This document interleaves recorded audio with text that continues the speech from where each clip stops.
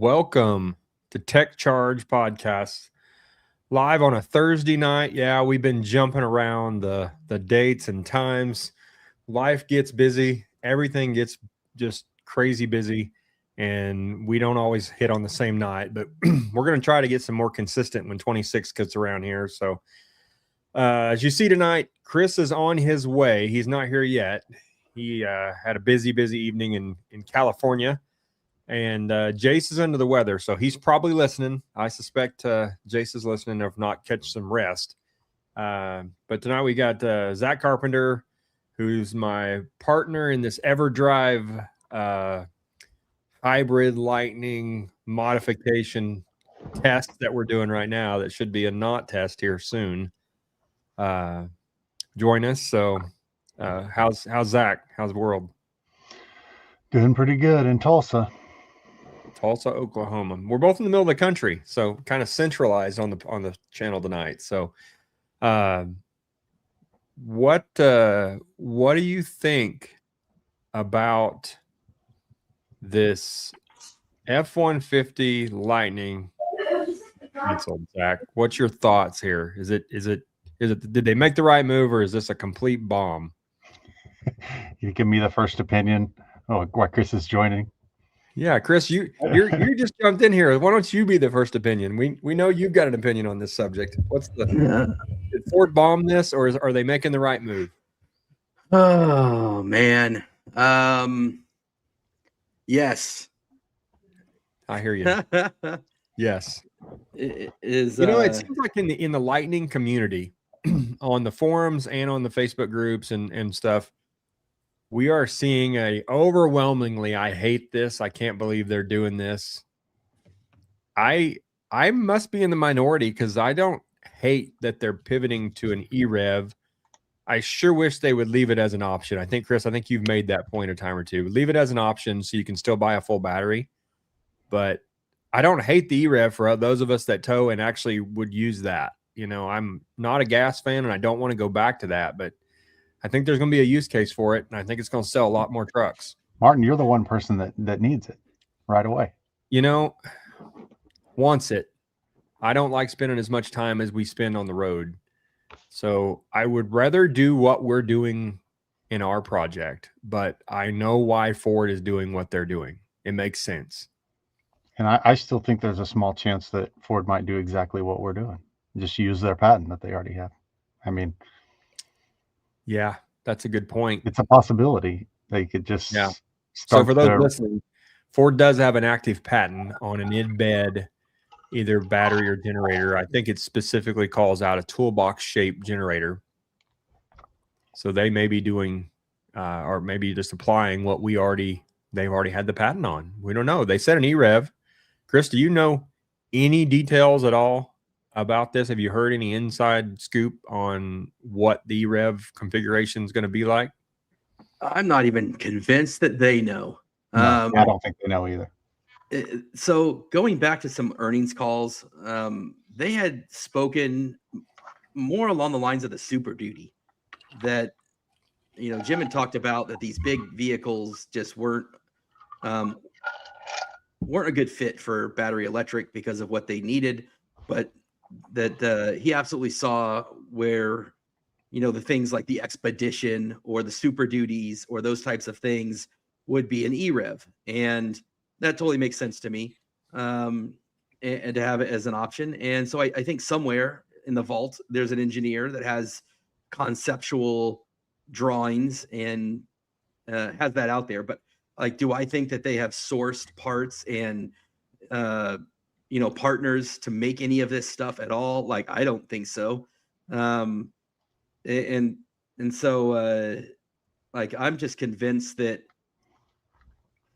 that they're going to figure this out, that their main priority is the universal platform, and that is where all their efforts are going, and they're in no hurry to do anything else politically or any other way. There's no need for them to.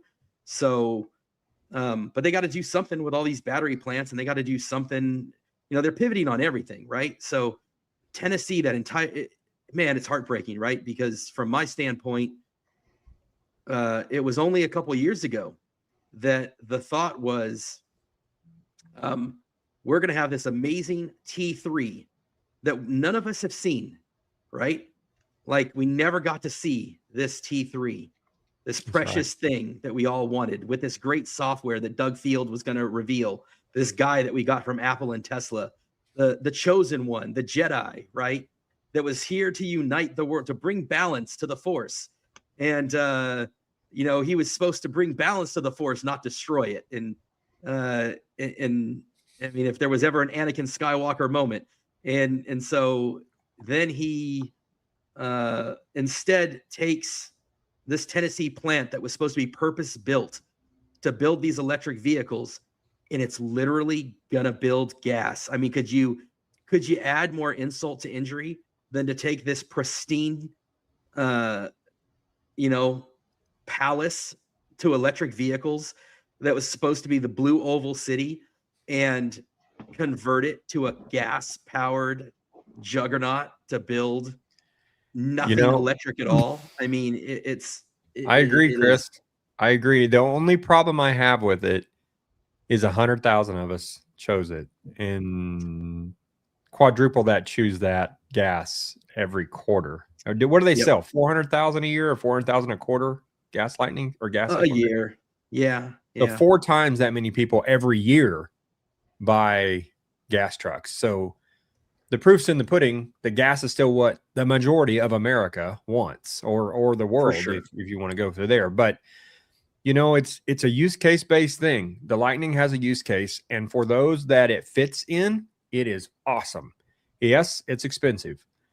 Yes, it has range limitations, but there's a lot of people, 100,000 of us that, most of those guys like it. I know there are some people who jumped to the Silverado, and some people who had problems with their Lightning, Chris, and had to, but it's funny. You had a lot of problems early on, and what are you still driving?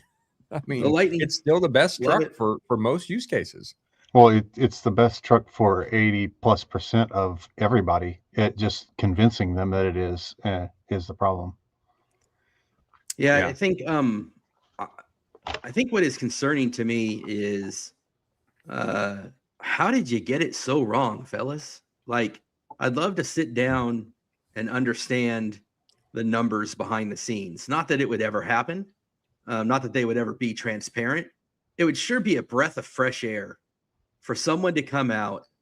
And I don't know why business doesn't do this more often, because I think people would respect it. And I think one of the things people used to love about Jim Farley and why he garnered so much respect across all the different brands really was because he was really transparent and honest so often.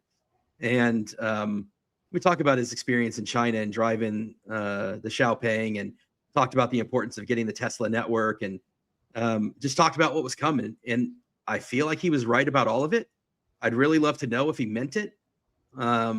Because then, recently he talked about he was forced to make these EVs.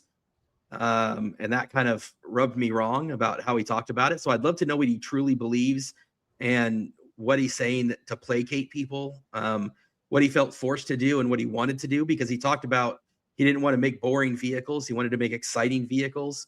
And then he's had slips of the tongue numerous times.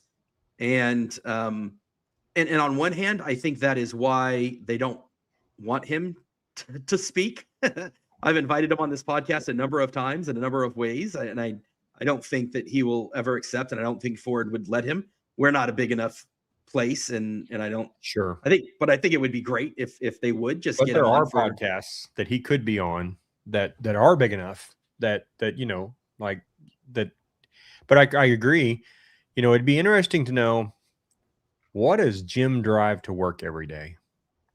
What does some of the top execs drive to work? Are they driving Lightnings or not? It's just funny because now you see all of his posts are about the Bronco and about all these other gas-powered things, and for so long it was about the Lightning.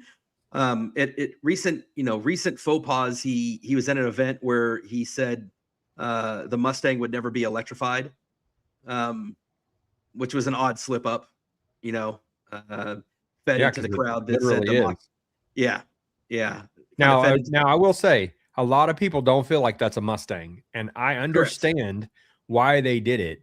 You know, it is a marketing genius because people like the name, and if you're not a true diehard, you know, new edge 5.0 Fox body, even back in the 60s Mustang enthusiast, you're driving a Mustang. I mean, that's a cool Ford deal. Now, it's not a Mustang in a traditional sense. You know, that car probably could have been named any of the other names that Ford has had through the years and rebranded, you know, a Comet or something like that. And it probably would have sold just as well. And I understand why they did it.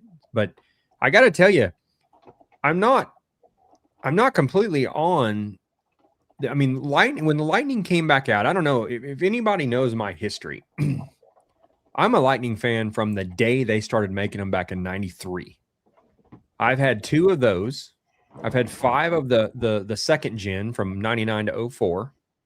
And when I heard that Ford was building an electric Lightning, I was pissed, you know, just to be blunt. I immediately started looking for a 21 F150 2-door 4-wheel drive that I could Whipple supercharge and lower. That was what I felt like Ford should have done, because that's a 700 horse supercharged daily driver that would pay homage to the original truck, which is exactly, Chris, what you're seeing out in Salina. That's what they're building, and it's an awesome truck. It is. Yep. That went that way, and I'm not going to drag the story out, but that went that way until I drove my first 22 Lariat. And that was not when they first come out, but shortly after, and that was it. I mean, everything changed for me that day.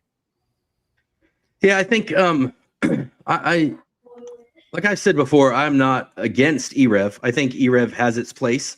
I often tell people I'm about the right tool for the right job, and I need a step ladder to get around the house, change light bulbs, reach high places. That's what my Lightning does. You need a ladder to get up on your roof. I am not going to get up on my roof. That would not be a smart move. That's not what I do. But for people that need to be getting up on their roof, they need an EREV. They need to be able to do they need that type of ladder. But you know, there's that argument of what should it be a half ton? You know, should the EREV really be a Super Duty? Whereas, you know, why not a diesel? Like, if you're going to make an EREV, there's all these conversations that come about when you start talking about an EREV half ton. I don't know what would be the more efficient platform, like whatever diesel would be. When I think of diesel, I think of diesel generators that rev at a consistent RPM and don't need. So when I think the most efficient, and again, I'm not, man, you educate me. You're more close to this than I would be. If I was going to make an EREV, my instinct based on gen sets and when I think of that, I think diesel generators, constant RPM, lower maintenance, more efficiency.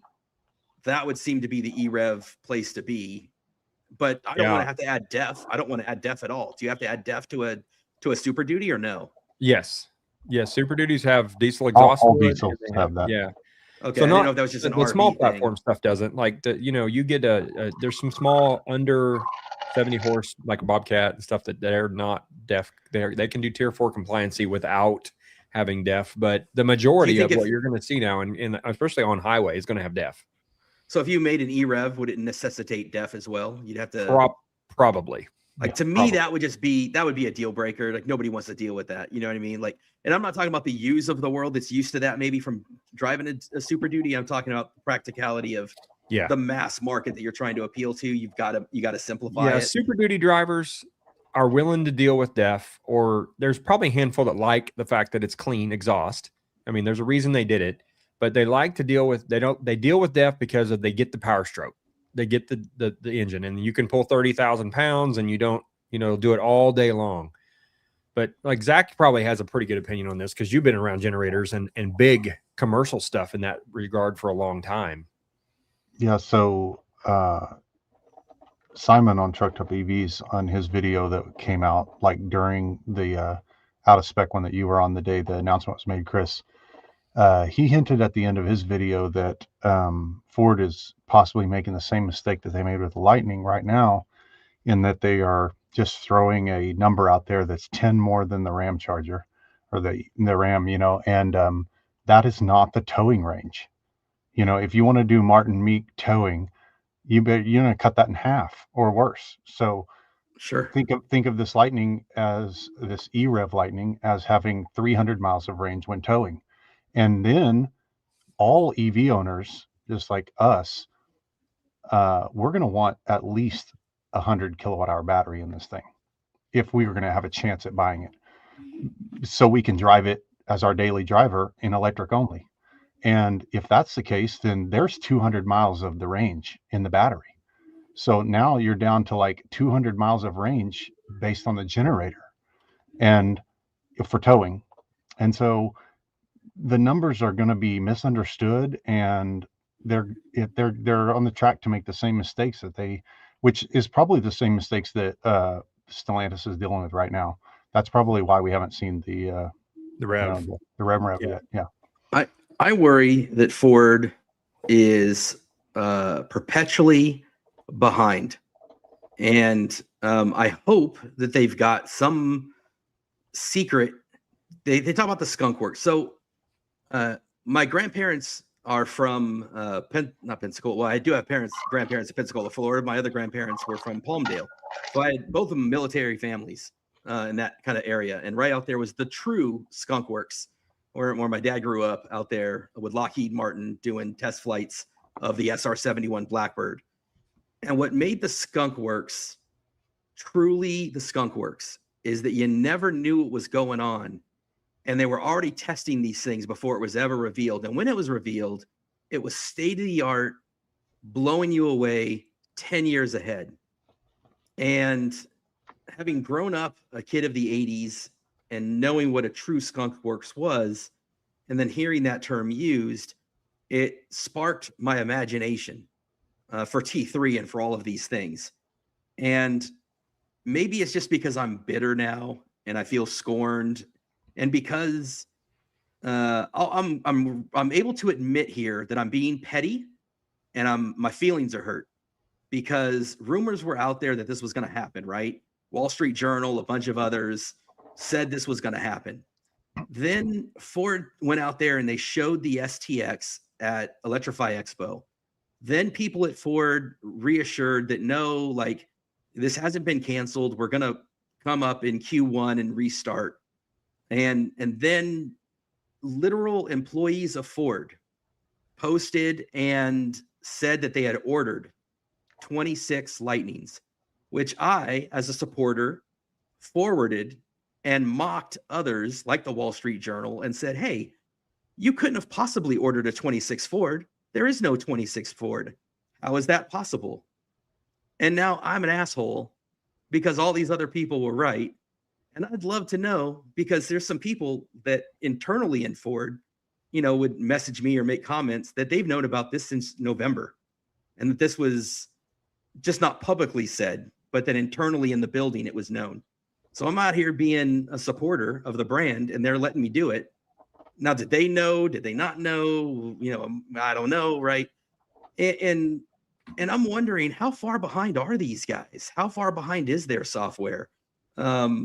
Are they really skunk works, or are they using they've used the "this is our Model T moment" twice now, and they called the Lightning their Model T moment, if you recall.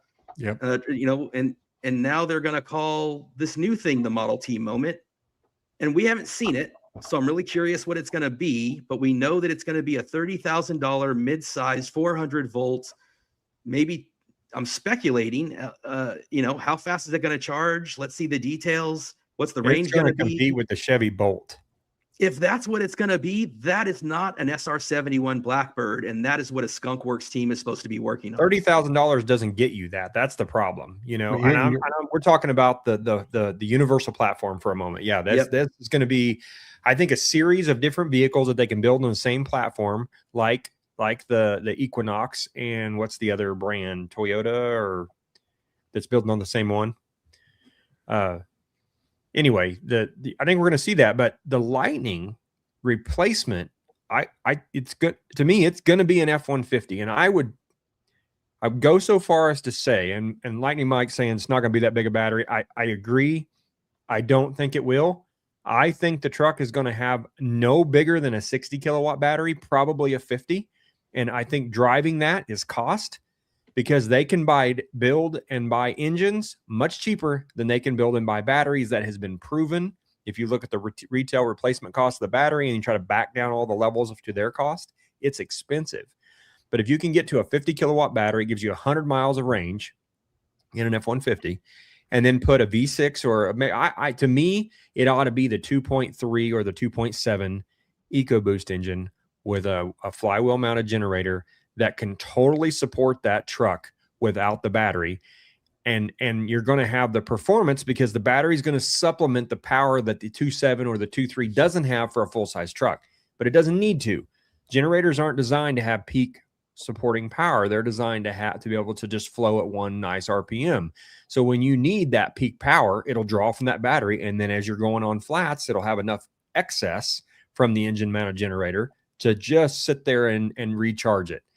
If you look at what Dodge Stellantis has told us about the REV, which formerly the Ram Charger, it's a V6, a big V6 with a 130 kilowatt generator.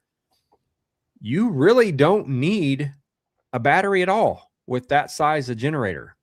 The Which Lightning is so pulls about 30 to 40 kilowatts just cruising down the highway at normal speeds, 70, 75 miles an hour. If you tow a big trailer, you're going to double that, because you cut your mileage in half. You're going to get to 60 to 70. And if you pull a big trailer fast, I have seen 80 sustained upwards of 100 kilowatts. So a 130 kilowatt generator will do it. But that's so on brand for Dodge, right? Just to go over the top with their stuff. But it was not on brand for Chevy to come out with a 200 plus kilowatt battery and just kill it. But they're brute forcing this thing, because that truck is not efficient. The Lightning is more efficient than the Silverado, even though it's not as slippery. Here's the problem that Ford will have, and that Stellantis is probably having, is that no automotive engine that's been designed that's even anywhere in that ballpark of size is designed or tested to be ran at 100 kilowatts continuously. Right. It's the efficiency of gas engines is less than 50%.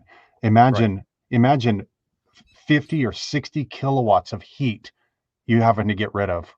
Yep. Sustained. It's ridiculous. And so it only takes 35 to push a gas F-150 down the road. You're only pulling, what is that in horsepower numbers? Well, but that's the thing, is that they're trying to say, hey, this is good for towing 14,000 pounds. And somebody takes off towing 14,000 pounds on an hour trip, trying to go up a couple thousand feet in elevation. They're going to need like 100 kilowatts sustained for over an hour. And that is impossible for a small engine. That's right. And I know that they were talking about the Super Duty. We've brought that up a couple of times tonight, Chris. I don't know how much validity there was early on. I know that TFL Truck had talked about them possibly doing a 5-liter with a big enough battery to do 30,000 pounds. And the rumor mill was that they were having trouble with thermals, meaning to keep everything cool enough to get rid of the heat enough to be able to let that truck work like it needs to compete against the 6.7 Power Stroke. Because when you get to the end of this, and why did we all pick a Lightning versus a gas? And I think everybody who has driven a Lightning or has driven a gas or driven both, you know what you picked, and we all have a little bit different reason. But for me, to go back to a diesel is an option.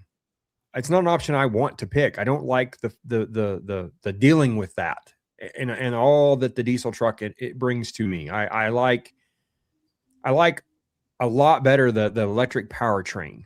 And when you throw a gas engine in there, you're complicating it both ways. You've got an engine there when you need it. So I think the highlight reel, the EREV Lightning is going to be awesome. I don't know an application that it's going to be that great. It's not a diesel pickup. It's not a heavy truck, but then it's trying to compete with the long range towing of the gas truck. Well, Chris, you bought a Lightning because you can charge it at home on solar cheaply. I mean, that's the number one reason. It's not a cheap truck. You spend a lot of money on your truck. So yours is and you love the power and the, you know, whatever. But if you bought an EREV Lightning and it doesn't cost you any less to drive than it does a gas, why are you driving it? You know, that's a good question. Yeah, I think that that's where I'd love to believe that there is a team there that is 3 steps ahead and they're just keeping it close to the vest. Yep. And we just haven't seen it yet. And so it worries me as a fan of Ford. And it seems to me that strategically, everything is about volume. So when you look at what they need to be doing, and really why the Lightning didn't work is because they never reached the volumes they were supposed to reach. They talked about early on that there was supposed to be 3 shifts. And it was funny because one of the early arguments that Jason and I ever got into was about them closing and redoing the assembly line, because it was originally, you know, they were expanding to 3 shifts and trying to make it so that it could fit 3 shifts. And it just seemed like a waste because there was no demand for that. But Ford was convinced there was going to be, and then it never happened. And they had shut down the assembly line a couple different times to remodel it and get it into a place that would be able to sustain 3 shifts. And then it didn't occur. And then they had to shrink it down eventually from, you know, instead of going from 2 to 3, they shrunk it from 2 to 1. And that's all it ever really was able to accomplish. You know, they had, you know, 20 something thousand. They had one good year of 30 something thousand, then back to 20 again. Yep. And they were very transparent about how they got 17. They had enough ZEV credits that every time they sold a Lightning, they could then sell 17 gas F150s. Yeah. And I think the key was that 100,000 seems to be the number that keeps popping up. 100,000 is what sells for the Maverick. Once you break 100,000, they make enough at scale that you can distribute the cost and you can get to a profitable margin. Are you talking about 100,000 per year? Per year. Yeah. Sorry. Yeah. I think that's why the Mach-E is not canceled. Now they don't sell 100,000 per year. No, but they're making them in Mexico. Right. But it's also more than 100,000 total for sure. For sure. Absolutely. Yeah. So they must be close enough there, or they must have enough of, you know, there's got to be some reason. There's got to be some other reason there as far as battery, something. There's got to be something there keeping the Mach-E alive. And yeah, they, you know, Colby here talking about $100,000 trucks. A big part of the problem, you know, was originally supposed to be a $40,000 truck. That's what I signed up for. Cybertruck, same way for the Cybertruck, which is also why it's not selling, by the way. You know, at least we forget that the Lightning, despite everything that we're talking about, is the best-selling EV truck to ever exist. And Rivian's not even close. Cybertruck, for 1 year, that 1 year, it beat Lightning slightly, I think by maybe 1,000 vehicles for the 1 year. Cybertruck beat Lightning for 1 quarter, didn't it? I think 1 quarter it beat it. 1 quarter. Yeah. They're struggling severely right now with the Cybertruck because the price is too high. If you could go buy a new all-wheel drive Cybertruck for $49,995 right now, I think they'd sell more of them. And I'm surprised that they haven't dropped the prices down to do that. I read that article where the SpaceX is, you know, they're selling a lot of them to themselves so they can use them. And it's so polarizing. I mean, we can get off on the Cybertruck, but the Cybertruck for a lot of people, they won't buy it because of look. If you had taken a Toyota Tacoma and a Ram and mashed them together and made this cool looking truck and called it a Cybertruck, they probably would have sold the crap out of them at the right price point. There was a bunch of renders out there of these aerodynamic looking Tesla trucks that looked more traditional in shape. And man, if they would have made it look like that, they probably would have sold 100,000 trucks. Oh my gosh. If they would have made it at a $50,000, $60,000 price point is the other thing. It needed to be affordable. Lightning at least has some affordable models. I'm working on a video that I'm hoping to get posted tomorrow night about what the value of these trucks is going to look like. And I've talked to a couple different dealer friends. And there's a question from here. It's talking about what do we think about the Mach-E 2025 Premium. And one of the things that stuck out to me is the same conversation, whether it was Mach-E or Lightning. My dealer friends all tell me the same thing. And I talked to 4 different dealer folks that I know. One in Tennessee that I bought my truck at. One in Southern California that is an owner of a Ford store down there. 2 here in the Bay Area. All of them universally told me the same thing. The big seller for the Lightning is the Flash and the XLT. The big seller for the Mach-E is the, I want to call it the standard, but it's not the standard. It's the, what do they call the Select? The Select. Thank you. I knew it started with an S. Yep. And that the mix is like 60% Flash XLT, 60% Select. Then you go, the next level up is your, your Lariat and your, they're Premium. They're so close too, Chris. I mean, you look at, we're sitting here with 3 guys with 3 different trucks. Chris has a Platinum. I've always had Lariats, and Zach's an XLT fan. And honestly, I don't think any one of us want to move out of our truck. And keep in mind, my Platinum though was $70,000. Like I went to Tennessee to find a $70,000 Platinum, so I'm paying Flash prices for. But you could buy a Flash in the 50s if you'd have looked hard enough. Probably. At certain times, they had some discounts going. That's like we talked about that Mach-E Premium. You know, there are some times when we had the $7,500 tax credit and some of that happened, you could get a good buy on a Lightning or a Mach-E. Yeah, and that's the key. And to answer the question, the Premium, I think the Premium is far and away a better riding experience I like the than the Premium. Select. We own a Mach-E GT Performance Edition, and if I replaced it, my wife wants the green color that Sergio has. That green is great. I want one of those in a GT or with the appearance package, or a Premium with the appearance package. She doesn't care anything about the performance, but I like that GT nose, and we like the wheels. So to me, that would be a good one for us, because for me, I'm building them, so it's a little different. I can buy one wrecked, but if you're just going to the Ford dealer or the used market, is it worth the extra to get a little bit more power that you can use for party tricks? You know, the seats aren't that much. The seats are actually in the GT Performance Edition not as comfortable as they are in a Select or the California Route 1 or any of those. Yeah, I think the big thing about the GT, and even this you got to be careful about, because the GT used to always come with a Magna Ride. Yep. And now they've changed it so that the Magna Ride is an option. So even if you get the GT, you got to make sure it's got the Magna Ride, because that's an option now. Yep. I think the 25 is going to be better than the 26, because the 25 it's a little stiff. Has the frunk. The Magna Ride is stiff. The Magna Ride's a little stiff. I've been in both the Premium and the GT Performance Edition.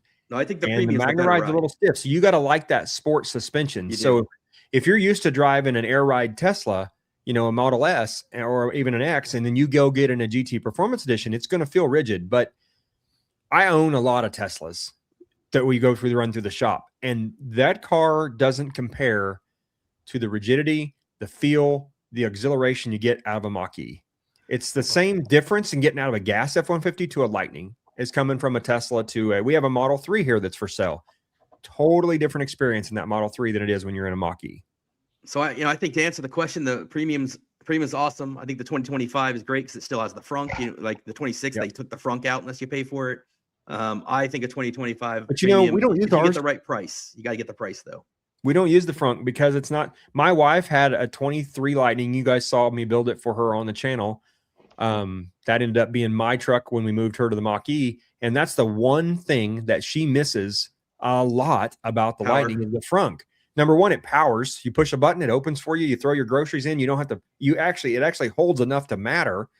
So she doesn't use the frunk on the Mach-E ever. Is it because you got to do that weird small? Push down thing like a Tesla? You should get the aftermarket powered frunk. I would, but it's not big enough for her to really move the needle. That's the other thing. So we go back to EREV. Are they going to put the engine in there? You know, that's going to wreck it for me. So Zach and I have had this conversation a bunch. You know, it's not really a pivot time, but talking about Everdrive and what we're doing. So the number one thing that we have discussed is, what do we want to use for the power? So if you throw like on the EREV Lightning, if you throw a big engine in the front and you lose the frunk, you've killed half the value of the truck to me. I use that frunk on my road trips consistently. And Zach, you use yours to work out of. It's loaded with tools all the time. And they're secure, they're dry. Nobody really knows it's a frunk, so they're not trying to break in your truck and steal your stuff. To me, the frunk is game changer if they kill it. Let's talk about how are they going to make an EREV Lightning any cheaper than a Lightning? So I think the question on that you can't answer today. Well, one, I would love to know if Ford knows, and based on their past performance, I don't know if they know. But I think the big question, they don't tell us anything. I would love to know what their battery chemistry is going to be, because in theory, if they were to use the CATL LFP batteries that they're going to use in their universal, then in theory, if you pump out a whole bunch of universal, if you're doing 100,000 universal vehicles, right, with a bunch of LFPs, and you're pumping them out of your factories, now you're at scale. LFP is already cheaper. You scale it, that's cheaper. Now you're going to throw a 50 kilowatt hour, 60 kilowatt hour, whatever it is. That's going to be cheaper than the 98 or the 121 or the 131. And it's LFP and it's scaled. So I can totally see that driving the cost down if you're using LFP. So there's a number of ways I can see that going where that could be, if that's their plan. And I would love to know more about what they do in China as far as their EREVs. Are they using kind of traditional? You guys are talking about like the EcoBoost. Is that even the right engine to use? That type of engine? Like we're talking about traditional engines. Is there a totally different type of motor or engine that would be a better choice for an EREV? If you look at commercial generation, and I say commercial, even light duty commercial generation, diesel engines are much better to hold at one speed all the time. You know, you talk about offshore for marine, for offshore stuff, diesel's better. They're designed to run at that 1 RPM and hold it all the time. They're tuned and designed. No, I mean, I agree that and Zach, you can chime in here too, but I don't think that the motors that we have today are designed to run at 1800 RPM under that kind of load all the time and be efficient and last. There's no way. If you get people buying that thing and thinking they can tow nonstop with it, and they're running that generator and engine at just like 100 kilowatts sustained for hours, I just don't think they're going to get the longevity out of that. And they're also going to have to be using an expensive water-cooled e-machine of some type as a generator. An automotive, lightweight, small, that's going to cost money. That's not cheap. So that's basically like another drive unit. Yeah, we that's why I think we're seeing that the Ram Rev is, you know, not to market for one, for those reasons, but number two, why they touted a 3.5, I think it was a 3.5 V6, way more engine than you need. But in order to have that engine have enough power to have any sort of longevity, it had to be big, which the Rev will not have a frunk because of that. It's way too big. Yeah, I think, you know, if it's me and I think the biggest mistake they could make is to not put the best powertrain and technology into an EREV that has been proven out where it's already being used. They should look to China for the type of motors that are being used, whatever that setup is. I think they should maintain the frunk. Hopefully in a different way than Scout seemingly is planning to do it, because Scout, for whatever reason of engineering, maybe because of where they positioned it or whatever that is, their towing rating is half. Well, I think that's part of it. Chris says there's twofold there. So yes, they put that engine under the back end, so you've lost ability to have the balanced weight. But number two, it's exactly what Zach's saying. The engine's small enough, it just can't take that for that long. It could probably tow just like the other one, but if somebody bought it, and people will, and try to tow nonstop with it, then they're just going to wreck that engine. We're going to wear it out in like way earlier than the warranty time would be. Yeah. So I would love to know more. You know, I would love for Ford to come out, and I'm not convinced they even know. Like, I would love for them, because, you know, we are here in about to be 26. They're still a year and a half away from releasing that universal platform. Then probably be who knows how many years. You notice they had no details about this. Yeah, this platform, nothing. Right? And the Rev, when it announced, at least, or the Ram Charger, years ago, there was quite a bit of detail. I mean, at least what they were trying to say, here's where we're headed. And I don't mind that Ford is trying to pivot, because change is the only thing consistent in this world anymore. But they didn't give us anything. You know, the Lightning is canceled. Chris, do we know, is the production line done? Or are they just selling those 1,000 trucks that are remaining and then that's it? Or are they continuing to build through 26? No, they're done. It's shut down. They're gonna convert that thing over, I guess, to EREV. They say they're going to use that same factory. They've taken those workers and they've moved those workers to a third shift of F-150 gas. You know, that's they want to get as much profit out of those gas F-150s as they can and pump that production, get those numbers going. And that's what they've done. They've taken all those workers and they've moved them to a third shift of F-150 gas production. So that's where it's at, and that they've kind of idled the plant. And then at some point they'll have to convert it over, and that'll probably take you a year or so to, that's assuming they even figure out what they're going to do with it. And then you've got the Blue Oval LFP CATL partnership that's there in Michigan. So that, you know, works well with the Rouge plant that's right there in Michigan. Well, there were some cancellations of some of the battery manufacturers. Yeah. You know, I know they kind of canceled their contract with them. And what did they do with, was it CATL or no, SK On? SK On ended that. So that's where I'm curious about the future chemistry, is because the CATL one, and I don't think this is necessarily a bad thing, but again, we're left to guess because Ford doesn't like to tell you anything. CATL is the LFP partnership, which I think is the better one. They make the better batteries. They have the cool, everything cool you hear out of China is CATL or BYD, but CATL is the very fast charging, very cool LFP technology. The SK On partnership out of Korea is the more traditional NCM chemistry that we're used to using. And that partnership was split. And so Ford will get 2 battery plants in Kentucky. And then SK On will keep the Blue Oval battery plant in Tennessee. So SK On will make batteries for a combination of other automotive manufacturers that need them, as well as for energy storage. And Ford will also now dabble into energy storage. So those will be energy storage batteries. They're not even going to be for automotive. Of course, that could change down the road if they need to, depending on the market conditions. But in the immediate term, they are not going to be used for automotive. They're going to be used for energy storage. Things like 5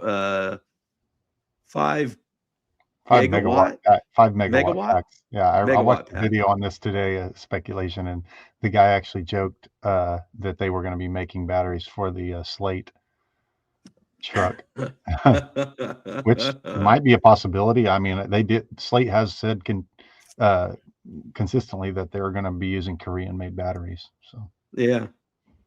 So yeah, I mean, they'll still be, but fine. I think we need battery production. I think it's good for America and good for us to have these batteries being produced. And then when the time is right, yank that generator out of there and start finding these battery packs. I'm glad they're going to do something with the battery production and keep it moving. Yeah. You know, they're going to have to come up with a better chemistry that's cheaper. LFP is good, but it's still expensive. I mean, we need a more energy dense, less expensive. We're talking like from 100 down to 10. What is that new that battery we saw the other day that was going to drop it to like $10 per kilogram from 100 or something? I can't remember the specs exactly, but we got to get to that before batteries are going to work consistently. And the other problem is the weight.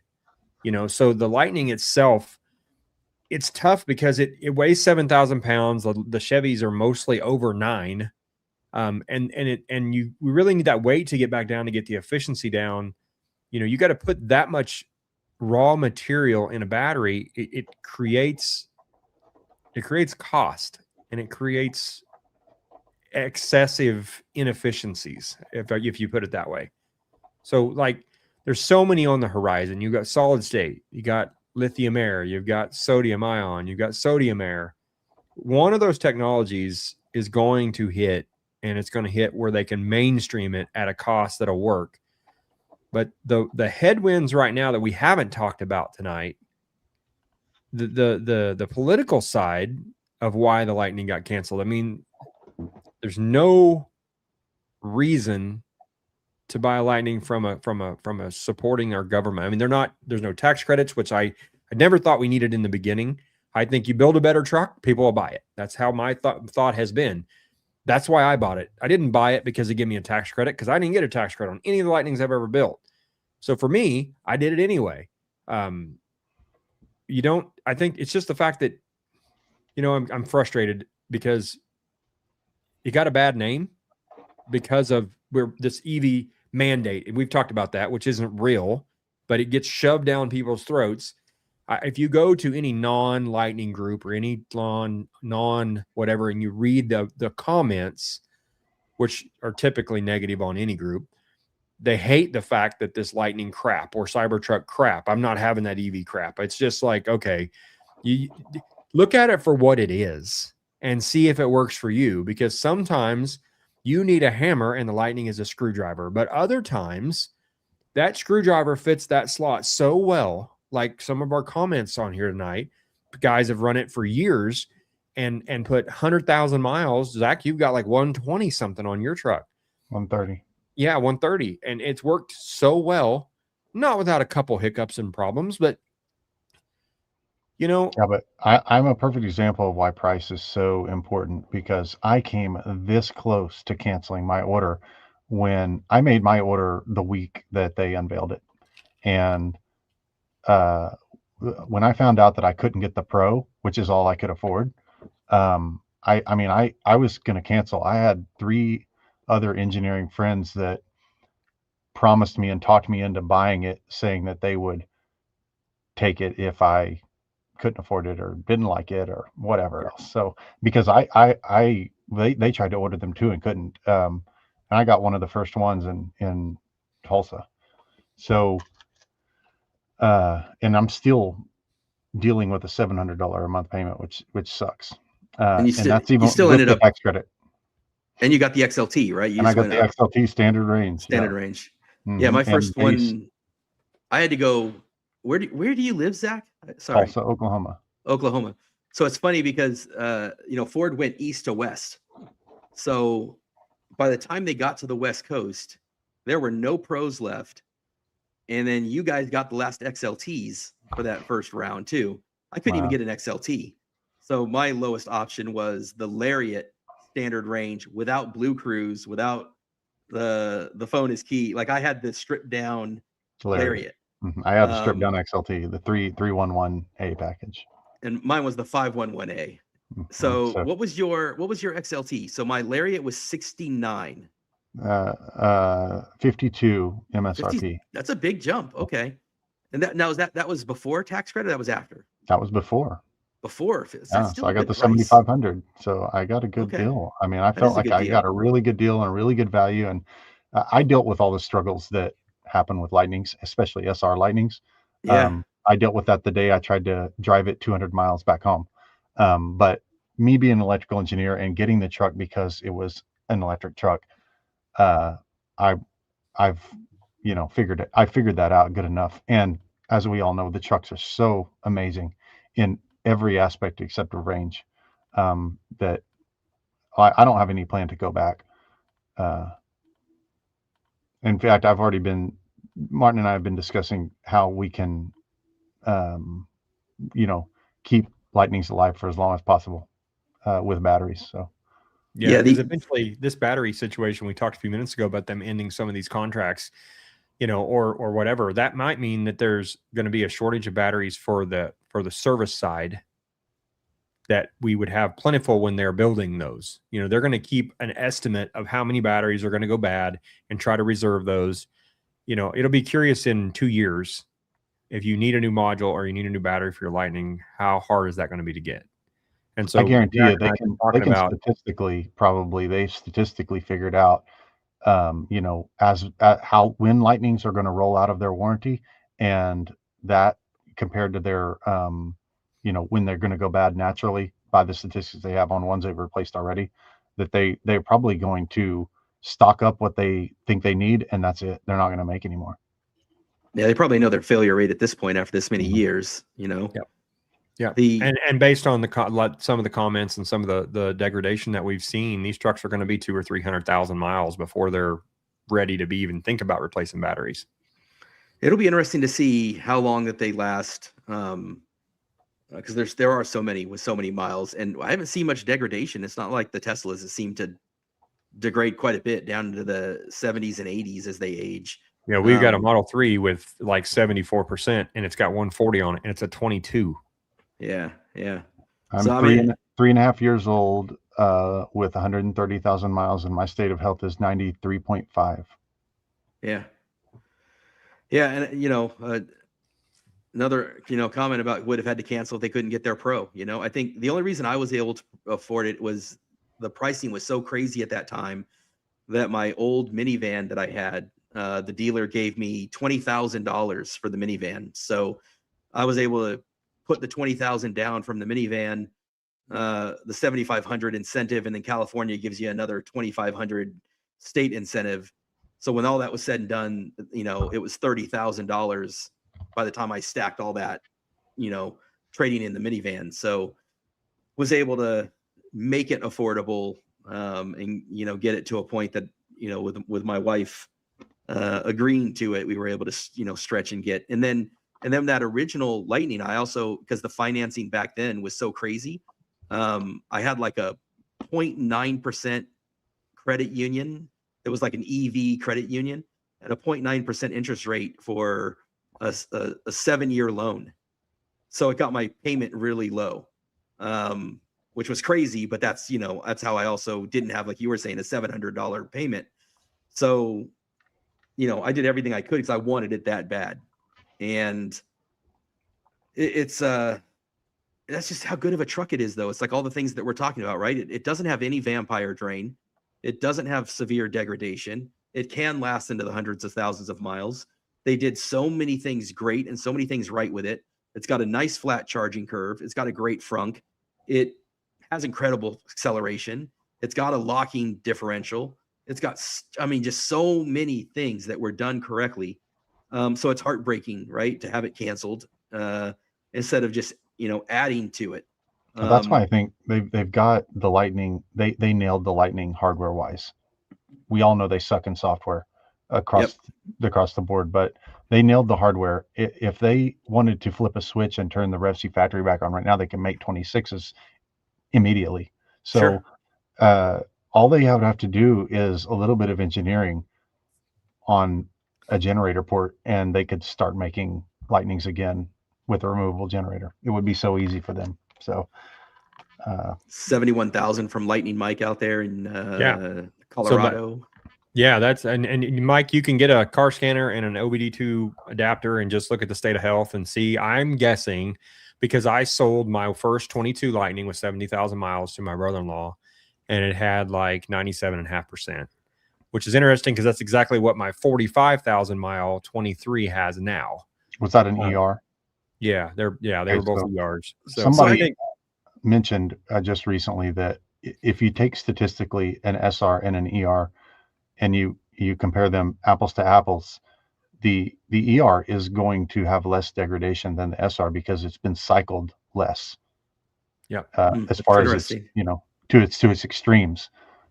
So the ERs are going to experience even better than the SRs.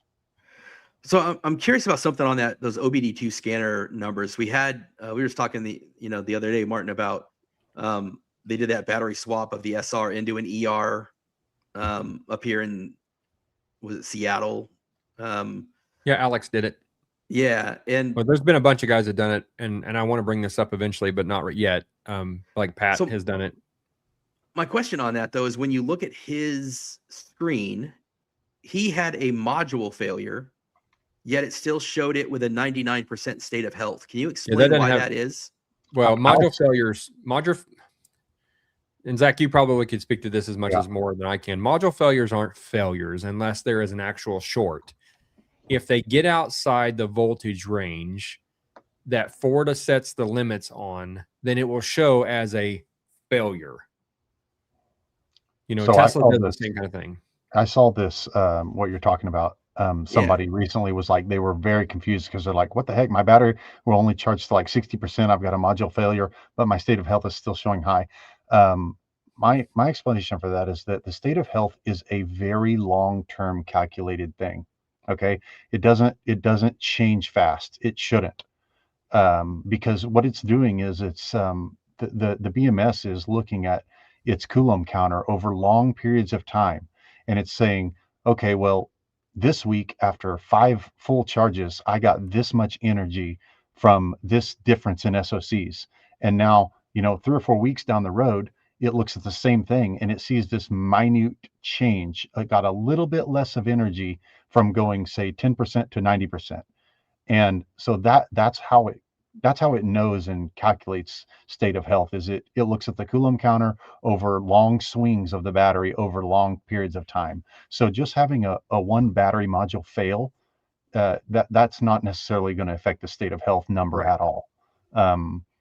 That the state of health, though, we don't truly know how Ford calculates or what goes into it. So that's another reason we don't know. We can't really ever going to be able to say what that exactly means. It's taken in the industry in general terms to mean the percentage of your battery capacity you have left from when it was new. That is pretty generally understood, that what that number means. But again, we don't really know exactly how Ford's calculating it or what it means. Can I trust when I go and I charge to 100% and I look at my scanner and it'll tell me how many kilowatt hours it has in the pack and how many it displays? Can I trust those numbers? Yeah, those should be very, very accurate, because like I said, the BMS has had lots of experience with your battery. It's had lots of cycles, and it's been keeping track of that for a long time. In fact, that's what we're using with Everdrive. We're going to use those exact numbers to give you a more accurate GOM. Because, for instance, if you throw a generator in your truck and you extend the range of it, the factory GOM and the factory efficiency do not change yet. We're working on that. But so we have to build an external GOM that looks at those numbers we're talking about to know how far you can drive when you add in this extra energy. So Zach, what did you say your state of health was? 93.5. So when you go and you fill yours to 100%, do you get like 90, Yes. 3 kilowatt hours? It's like 92, 93 is what if I look at my actual battery SOC. Okay. Yeah, now you don't want to look. You certainly don't want to look at what you get from the station, and you don't want to look on your app, because you say, like, my truck's an ER at 131, I have 97.5% degradation or retained, so I get about 128.5. But it sometimes will put from 0 to 100. I've seen it put 130 in there because there's losses, through that whole stuff as you charge. So you have to actually look at the battery chemistry, the battery data on the car scanner or one of those apps. A lot of videos, even some by out of spec, have been done and shown that the Coulomb counters on chargers are grossly wrong. Like, they're not calibrated right. Some people you've seen, like, they've posted like, what the heck, this charger just gave me 170 kilowatt hours when their truck is an ER, so that's not right. And Tom Malogany just did a video, or I would just watch the video of his, where he took a 30,000 mile Lightning and did a test that he did to see if it had degraded, and it was just driving a loop test, and it got 15 more miles from a 0 to 100% than it did when it was brand new, just because probably a 5 mile an hour difference in wind, or something. So that's not a good There's test. so many variables that can hurt you on range. It's uncanny. Guys putting the Toyo EV3 AT, they say they don't hurt it. Some guys do, some guys don't. All that plays in. The road you're driving on, the quality of the highway that you're driving on will affect it. So the other number that we look at in Car Scanner, the module variation, I've noticed that I don't think that is reflected in the state of health at all, because that varies a lot. Like, I've seen mine as high as 4%. I just look at the percentage number, not the voltage number.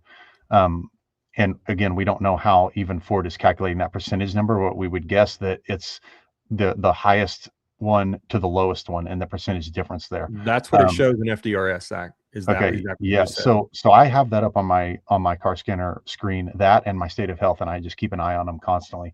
And I've seen my variance in percent be above 4. But every night when I charge to 100, I've been noticing recently that it's below 1. And so that has to do with balancing. And when the BMS balances the battery, when it charges up, it really probably is doing most of its balancing work right at the top. Yes. So and specifically at the very top. And this is why a lot of people say you should charge your truck to 100% every once in a while, because it really gives the BMS a chance to fully balance the batteries. And that's when you're going to see your lowest variance numbers, is when you charge to 100%.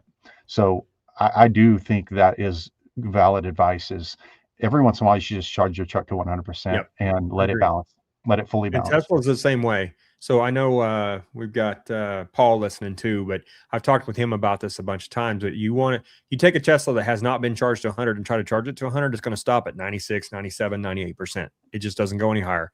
But if you continue to do that, it will eventually bleed resist off the voltage variations, that number you're talking about, Zach, and eventually you'll cry. I had my 31,000 mile S85 Tesla that I had built here that went to 98%. I couldn't get it to 100, and we just kept 100% charging it, driving it down.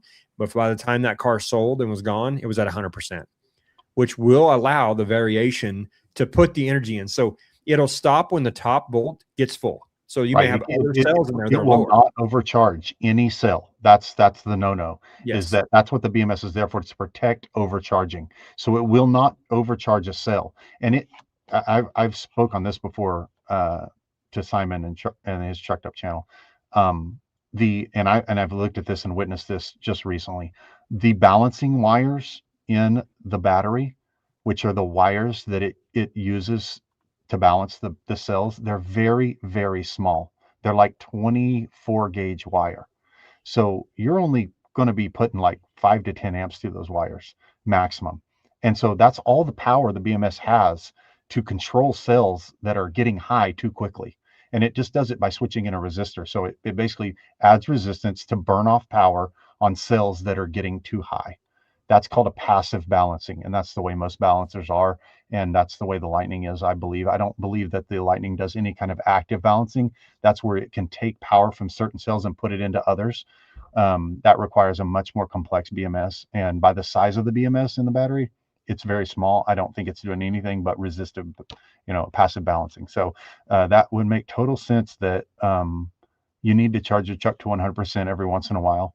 I'd say once a month at least. And that number, that variance number is not, the health does not reflect that variance number. You can have a very bad balance number, and your health can still be great. So let me ask you kind of two extremes here. You were talking about the 100% thing. So whenever I go to a 49er game, I typically charge my truck to 100%. Because I know I'm going to drive it to Santa Clara, and then I know I'm going to drive it home, and that kicks me down for the rest of the week. So one of the things I notice on that extreme is when I charge it to 100, I drive for a while at 100. A while at 100. Thank you. Yeah. I was trying to figure out how to explain it. There's more at the top, but that percent number is not real accurate. Zach and I were just talking about that on a call earlier today, about what goes on at the actual. So Zach, you can explain. There's 3 different values but it's because you're looking at the SOC displayed. The SOC displayed is what you're looking at in your instrument cluster, and that number is a funny number that's massaged by Ford to include things like temperature and maybe some other things that it suspects that are going to affect the SOC. But it only seems to do it at 100%. Like no other number seems to do that. It only does it at 100% because, and this, I've experienced this in my truck a lot in Oklahoma.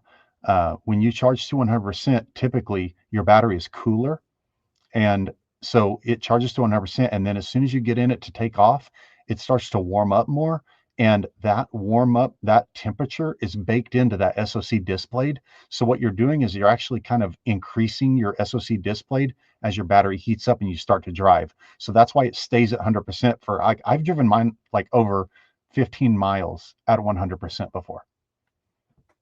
So, I always attribute it to the battery warming up as I'm just taking off. So now let's talk go ahead. Go ahead, Mark. So I was going to say, and that goes to the same thing with the state of health. The same kind of situation happens. I know, Zach, you rented that EREV Lightning and drove it to Florida.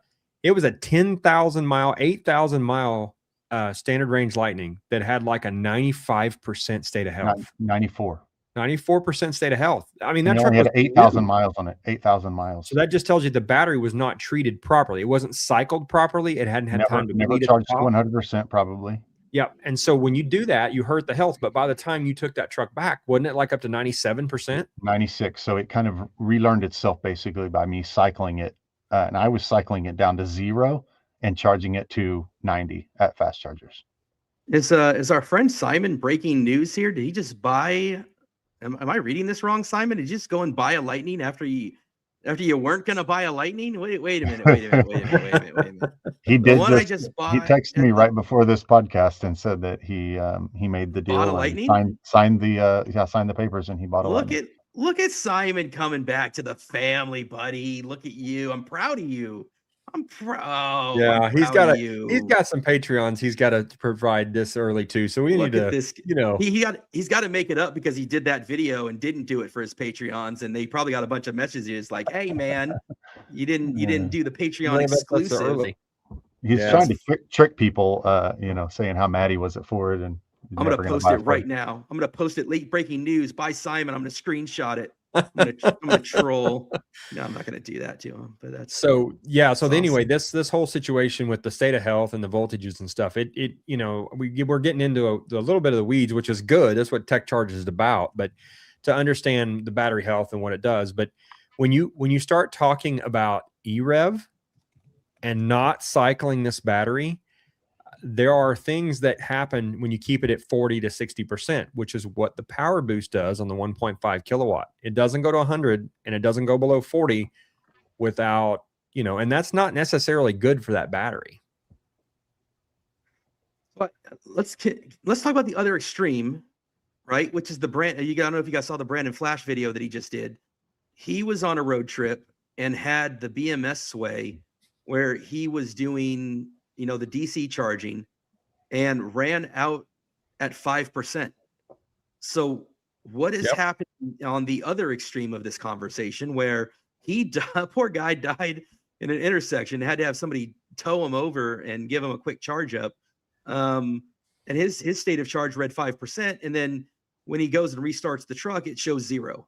So, I don't think anybody's going to be able to answer what happens at the extremes, these anomalies. I have even one of the most seasoned Lightning drivers, and I had to have my brother or my son tow me 2 nights ago because I was driving back from about a 300-mile trip, and I know my truck so well, and I've done this same exact charger stop and trip so many times.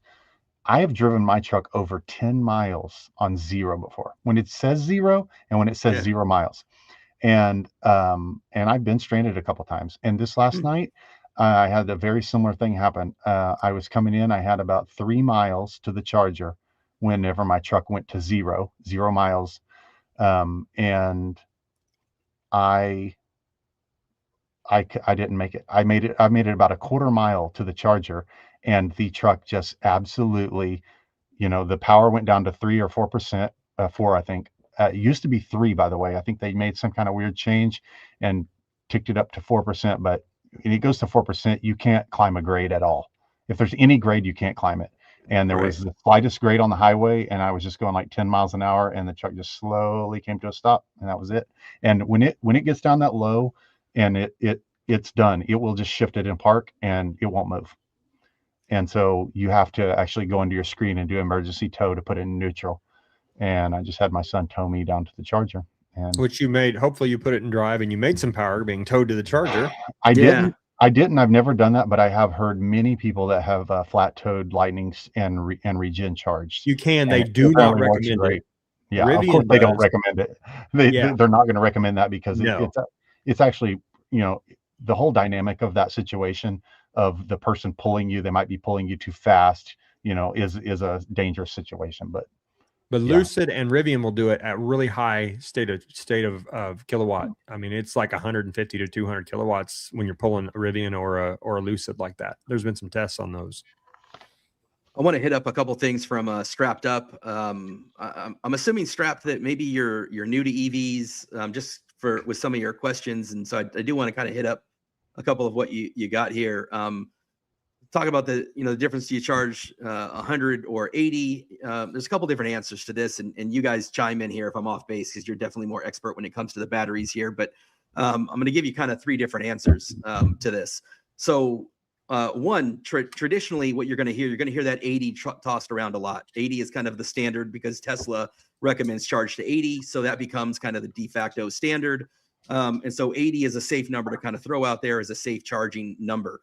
Within the Lightning world, we talk a lot about 90 because they built in such a big buffer with Ford that it's safe to charge to 90% with the Lightning, and you're going to be just fine because they have a very big buffer, and that's unique, very unique in the EV space to 90. There's with the a Lightning. 10% buffer at 100%. Yes. So even when you're at 100%, you're really only at 90%. So Ford recommends 90 because in reality, due to that buffer on the Lightning, and is that with the Mach-E as well, guys, or is that unique to the Lightning that big No, the buffer? Mach-E has a buffer too. I don't know the exact numbers. Now they did increase the GTs from 88 to 91 usable at some point, but yeah, they have a buffer too. Oh, actually, they all do. It's just the size of the buffer in the Lightning is considerably bigger. So 80 is kind of the industry standard, with the exception being Ford with their buffer saying they're okay with 90. Now you're going to hear 100. What do you do? So I personally will typically charge to 80 anyway, just because I don't need it and because of my driving, what I need a week, and I just do it lower just because the battery health is happier if you keep it lower. Do you plug in every night? Or not? No, once a week. Like once a week I'll do it, but then if I have a 49er game or I'm going to go a distance, and this is where I'll get into the other part of the answer is what they were talking about earlier is once in a while to let the BMS calibrate itself. It is good to charge it to 100%, but you don't want to let it sit at 100%, and you also don't. You need to let it sit there for 8 or 10 hours to let those bleed resistors do their thing, but not for days. Not for days. So I will typically charge it and for the night, get it to 100% when I know that I'm going to in the morning go and take it somewhere. Right. And so then I'm going to go somewhere and I know I'm going to take that back down so it's not sitting at a high state of charge. And then I'm good to go. And then the other answer will be if you ever have a vehicle that has an LFP battery, and there are a few out 100%. There that have LFP batteries, they need to be at 100%, as like once a month, I think they recommend, which based on what we're saying, you should probably do it with ours, with the NMCs anyway. So yeah, it is good once a month to charge your battery regardless. LFP has a better tolerance to being charged at 100%. It's really getting into the nerd weeds, but yeah, that is kind of the answer there. I've done 90 on all of my vehicles, everything, Tesla's, everything. I run everything to 90. Unless I know the next day I'm even thinking about going on a trip, then I'll bump it to 100. And I've never had any problems. Zach, I think you've been at 100 a lot. No, I do a lot, but I do 90. That's how I've always had mine set from day one. I charge to 90, and that's because, Chris, you answered that perfectly. 80% actual SOC for lithium batteries is what the engineering battery chemistry experts say you shouldn't go beyond regularly. And so you're right, with the buffers that can easily translate to 90. And I learned that very early on with like the community and internet research. And so I've always done 90. And then for his other question that I just kind of want to touch on, it's a hard one to answer, and I'll let you guys kind of give the opinion, but I do want to help him just because he is new to EVs. And it's a great debate because they're two totally different cars, in my opinion. 2024 long range Tesla. I assume Model 3. I wasn't sure if you want to chime in, if you're talking about Model 3 or Model Y. I was thinking you might be talking about Model Y. But they are Or very maybe different an cars, S, 3 but or Y. probably 3. So I own both of those. So I can Yeah. comment on that. We have Model 3s, we have Model S. Model Y. He did say Model Y down there. So, Okay, so Model Y, basically, between a Y, there's going to be some major differences. So the number one thing you're going to have different is the technology, and the Y is far superior. So if you're going to road trip this car and you're going to use the charging stop network, and all that, the app. Model Y all day. My wife has a Y. It's amazing. Yeah. And then if you're one that just likes to get in the car and drive, like my wife drives a GT Performance Edition, it's a 21 model Mach-E. She doesn't use the navigation because she doesn't drive it far enough to need it. She likes the Android Auto. It comes on, her podcast is playing when she gets in the car. The seats are ready to go. Things are where she likes it. It's quiet, it's comfortable. It has knobs and buttons. Even though there is a big screen, there's a lot of knobs and buttons. So you get in a Model Y or a Model 3, they're basically the same platform. The form factor of the car is a little different, but they're basically the same car. You don't have the knobs and buttons and the tactile stuff. We just pulled my youngest or my middle daughter out of a Model 3 into a ICE Mustang because she was sick to death of not having. She has to open the glove box in the screen. Everything you do in one of those is in the screen. And so if that's something that you don't like, you probably ought to look at the Mach-E. But if you're a tech person, you like full self-driving, you like ease of supercharging. If you're going to one that supercharges a lot, my Mach-E has probably been supercharged 4 times. We just don't drive it on trips. We take the Lightning. And so that, to me, those are all things that factor in. If you're supercharging a lot, you're out on the road, you like full self-drive, you like ease, and you like the technology, Model Y. And I'm saying that as a Ford fan, a diehard Ford fan. If you don't care too much about that stuff and you like to me, the Mach-E is a more friendly enthusiast car. I call the Mach-E more familiar. If you're more familiar feeling, I think, and you let me know what you think, Martin. I think that the Mach-E is a better ride than the Model Y. I think it's quieter. I think it's softer. I think it depends on what rims you have on the Model Y too. Yeah, ours is pretty rough. And your Mach-E is? Yeah, it's pretty rough. It's got the bigger wheels, being a GT. But I have 2 Model S Teslas. They're going to give you the same effect. One with 19s and one with 21s. Totally different ride cars. Totally different ride. The other big factor that he's talking about here is one is used. So you're talking about a used Model Y at 30,000 miles. The warranty goes to 50,000 miles, and 4 years, I believe, for the Model Y. Now with someone else has already taken the depreciation hit on that. So it depends on how long you're going to keep it, right? That's a good value, probably. But I'd pick up a used Mach-E as well. I wouldn't buy a new one. Yeah, and he's looking at a new Mach-E. So you're talking about higher payments. You're talking about probably getting 0% interest. So that's free money. That does help. But you're going to have to take the depreciation hit on that. Yep. And so that's your decision, right? On what's the better deal there. You've got a 3-year, 36,000 mile warranty. And you've got 20,000 miles still left on the used Tesla. That's not a very big delta. I would say definitely test drive them both. That's what it boiled down to. Feel which one makes you happier. Chris, you drove them both, and you guys picked a Y for your wife. Was there a standout thing that made that choice? I think it was the technology, the app, being able to plug it in so easily. When she road tripped it to Disneyland, that was a no-brainer. Well, it sounded like the lease cost was like the number one thing that helped you guys big time. $260 with 0 down on the lease at the time for the used Model Y lease. The gas and the Edge a month. Yeah, it was. So the Edge was $200 a month for the Edge, about, depending on the driving. But yeah, you're already spending $200 a month in gas on the Edge, and this is $260 for the Y. And the lease term was perfect. It was going to expire in 2 years, which is about the time that a bunch of other exciting stuff was, the R2 and the new Ford stuff. So the timing worked out. There wasn't a 2-year lease with Ford on the Mach-E. The pricing was higher. There was no 0 down option with Ford. Yeah, so it just kind of everything kind of came together where there wasn't really a better option when everything Yeah, was and on so the table. it's funny. The cost is, again, just like we started this conversation about Lightning and cost. We're back to cost because it's Yeah. a factor for most of us. There's not a lot of us that have an empty checkbook or an open checkbook. We can just write whatever we want, because if that was me, I'd be in a max range Denali right now just because I want power and I want a huge battery, which is probably a good segue to, we got about 40 minutes left of our normal 2 hour to talk about, what's next, for the Lightning and what we're trying to do, what Zach and I him and formerly Pat, which I'd like to bring that up. There's 3 of us that were working on this Everdrive concept, which for those listening that don't know what that is, when I keep mentioning that, is that it's a ability to charge the Lightning and future EVs eventually while you're moving. So put the truck in drive with a charger connected to the truck, not the left front fender, and drive the truck down the road accepting power.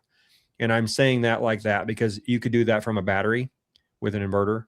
You could do that with a generator, which is what we are working on right now, just because the energy density of gasoline is tough to beat currently.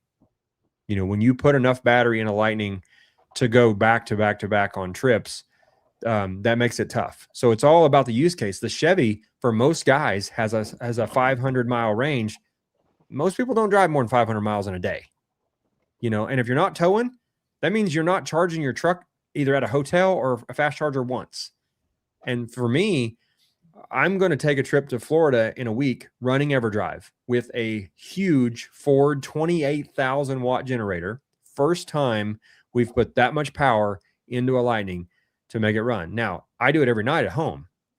So there's been a lot of questions on, you're going to make the truck charge while driving. What's that going to do to my warranty? What's that going to do to my truck? A lot of guys are scared to death of that. And I understand.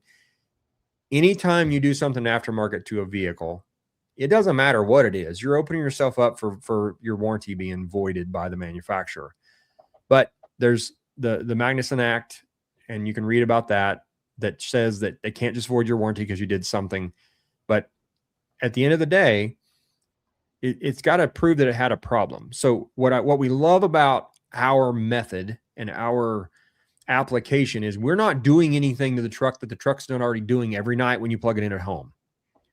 So we do add a connector that tees into the line. It's going to be plug and play, something you just disconnect and plug back in, factory connector that plugs in. It allows you to charge that truck while you're moving down the road, just like you charge it when you're plugged in at home at night. In fact, there's some video out there of Zach early on with a cord strapped over the top of the truck, plugged into the charge port and the fender, just because we're proving concepts here.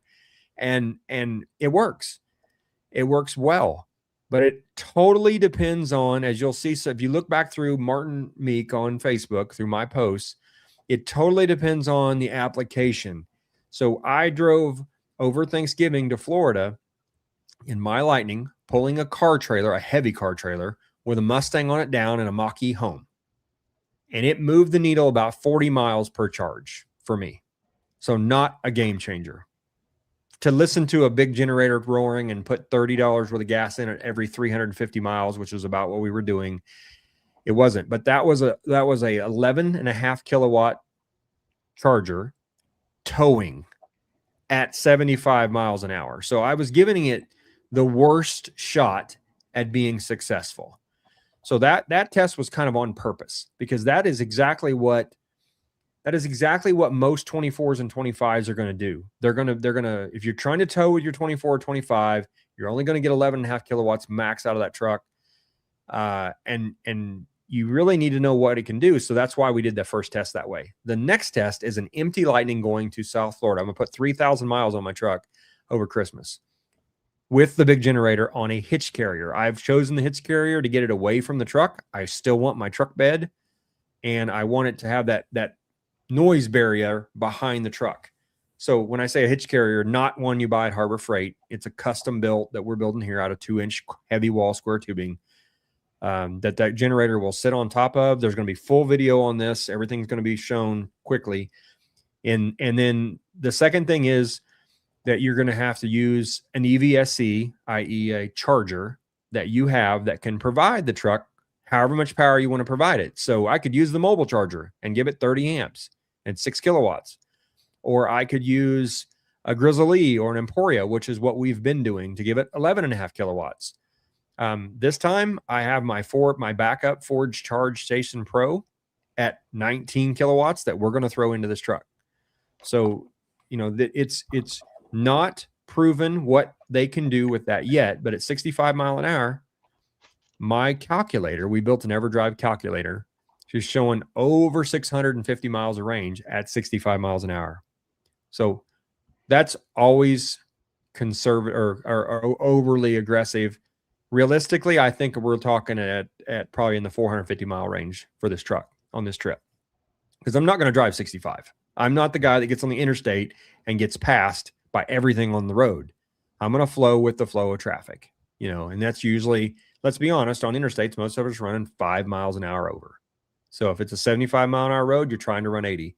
I typically run 80 because that's the limit of Blue Cruise. With my truck having Blue Cruise, that's where I set it at. But if we run into a headwind, like Chris, you did coming back across Kansas, you're going to get 1.3.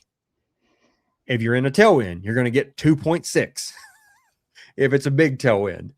So it all depends on what you're doing with the truck. So we're trying to high level with Everdrive. We're trying to provide a solution that is a kit that you can put in your truck that is plug and play, that you can use it when you need it. The kit can stay in the truck all the time. It's a module and a wiring harness with a J1772 port somewhere. Mine is in the bed. You could mount it under the back, like your trailer plug. Lots of options here. So we're trying to provide that with the Lightning, because the Lightning works for everybody. If you swallow the cost of the truck, and that's the problem why they didn't sell, right? Once you swallow the cost of the truck, the only real downfall is range. So if you can have a generator that you could go rent or borrow from your brother-in-law or your dad, or buy one yourself, these big generators that we're running, it's a 28,000 Ford branded generator for $2,800 at Lowe's. So for what you're getting out of it, it's a huge generator. But you could go to Harbor Freight and buy their $1,500 Predator and it would work. It's all about how far you need to go. So if you're worried about just making it to that charger because it's cold, this will help that. If you're worried about going back to back chargers, maybe you want a bigger generator. And you really don't need any bigger than the truck will accept. So there's going to be a lot of questions on which one do I want? Do I need this? And what about Martin? What about the difference between your trucks have the 80? Yeah, that's what I mean. Amp charger and yours having 48. 48, because it's not so just you don't need that big a generator. So keep in mind, see ratings on generators, and I want to shift away from generators over to battery here in a minute, because we've had a lot of discussion on battery versus generator over the years. But yeah, so 80 amp, 22 and 23 ER trucks all have that. 24 and 5, I believe there are some special order trucks that you can get 80 amp charging, but most of those all are going to have 48 amp charging. So the Flash, the Flash, the Lariat, and the Platinums, I think all have, Chris, I believe yours is 48 amp, right? Yeah. So that you don't get that high rate. So that there's a calculator on our, when we get our website going, you'll be able to go on and run that calculator live right on our website to say, hey, here's how big my battery is. Here's what I'm going to get for efficiency. Here's my range. Here's my drive time. That's already been built. We just haven't published that live yet. So batteries versus generator. And I want to pause and give a little bit of respect to a guy that we lost over Thanksgiving that has pioneered this 2 years ahead of all of us. So Patrick Chung was one of my best friends, and he's in Florida. He's the guy that did the first SR to ER swap. He's done a Leaf battery in the bed of a Lightning. He's done a Proterra pack out of a E-Lightning Motors van.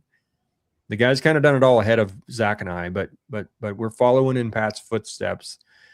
And at the end of the day, before we lost Zach in a tragic airplane accident, I'm sorry, Zach, that's terrible. Since we lost Pat at a tragic airplane accident in New Mexico over Thanksgiving, he was driving a Silverado for the range because Pat was a big believer in batteries. He's a big believer in running a battery in the bed. So that's why early on we decided that Everdrive needed to be a system where you could put whatever power you wanted in that. Whether you want to put some home energy storage batteries in the bed for your trip, you want to convert a Tesla module into a box and run it that way, all you need is a 240 volt power supply that does at least the amperage that your EVSC is requiring. So if you have a mobile home charger that does 30 amps out of a Lightning or 32 on a Mach-E, you need enough power to supply that, and then you can put that back in the truck as you move. So it doesn't really matter what power where you get it from. You just need to decide what's right for you. So a lot of guys have like your Tesla Powerwall, Chris. How many kilowatts does that thing hold? It's like 10 kilowatt hours, isn't it? 13. The original, I think, was 10. Mine's so not huge. It'd get you 22 to 30 miles, depending on where you're driving. But if you were in a situation where 30 to 40 miles made that difference, you could throw that thing. If it's hardwired in, it's a little difficult. But if you have a stack of them, there's a lot of those that are stackable. You could just stack them in the bed, plug them in, and off you go. So Zach and I have been back and forth on this, and we're both pushing the generator idea right now because the energy density of fuel is much greater than it is of batteries currently. And it's more affordable. So you want to get 50 kilowatts of overall power back into the truck. You can do that a lot cheaper with a generator than you can with buying batteries. That's the bottom line. You said it right the first time, Martin, and this was your main argument, or your main counter to Pat's always wanting to do batteries, is that when you're road tripping, you can fill up your generator anywhere instantly. Yep. So 5 minutes. That to me, if you have it for road tripping purposes, then that's the way. If you're going back-to-back charges, if you're like going 5 hours and you need one charge, maybe that would get you there on a battery in the bed that just gets you to your destination, like the Silverado or GMC does. It all depends on the trip and your use case. So yeah, that's the reason I'm going to go generator, because my trips are usually 2,000 to 4,000 miles, and I'm back-to-back charging, and I'm trying to extend that without, if you do another pack. So you take a Model S 85 kilowatt pack and you put that in the bed of the Lightning, which is manageable. It's not that heavy. It's 1,000 pounds. You can do that and take off. When you pull up to the charger, you're still replenishing 200 and some kilowatts at 400 volts, because there is a way to tie it into the truck where the BMS of the truck, which is it doesn't know, but it'll just sit there and charge it. So Patrick did that before we lost him in his truck. He had it, and it charged really fast. It was seeing like 213 kilowatts for a while, and then the cord started to overheat and it derated and like it's supposed to, and then it just took him longer. So he said, yeah, it works great, but in a Lightning, you can't charge over 500 amps, or 500 volts. Yeah, 500 amps. You're right. That's what the charge port can handle. So you're not going to charge over that, and that's why he moved on to a Silverado, because his use case was 300 to 400 miles a day, and he had to charge 2 or 3 times a day to get to where he was going. And a Silverado, he doesn't have to do that. So this is going to be a use case for a lot of guys that are towing a camper, and they need 100 miles, and now their SR they're only getting 70, and you can do that with 11.5 kilowatts. Or there's going to be a use case in the wintertime when you're just driving to Christmas and it's snowy and the truck's getting 1.3. This will give you that boost to be confident to get there, whether it's batteries or a generator. Yeah, and we had on the forums, actually the majority of interest initially was people wanting to put extra batteries in their truck. So which I agree, because I honestly, the first time I rode in Zach's truck, he had that small Ford battery or generator in the bed. It was so loud, and there was so much noise, vibration, and harshness coming to the that cab. almost ruined it for you. I hated it. I was not going to do this. And then you upgraded to the Westinghouse, which was a considerable difference. Then you could stand to be in the cab and you don't really notice it. And then we bought the Duramax, or got the Duramax from that crew to use. And I mounted that on my trailer tongue, and at 70 miles an hour, I couldn't even hear it running. I mean, that was genius putting it. I like not only that you put it, where you couldn't hear it, but I even appreciate the safety aspect of having it outside of your truck. Yep. Because honestly, inside the truck, you can't run that generator at a stoplight. It will shut itself off from the CO2, the sensor. And so back where I had it, it's out there in the open air. And for me, that just made more sense.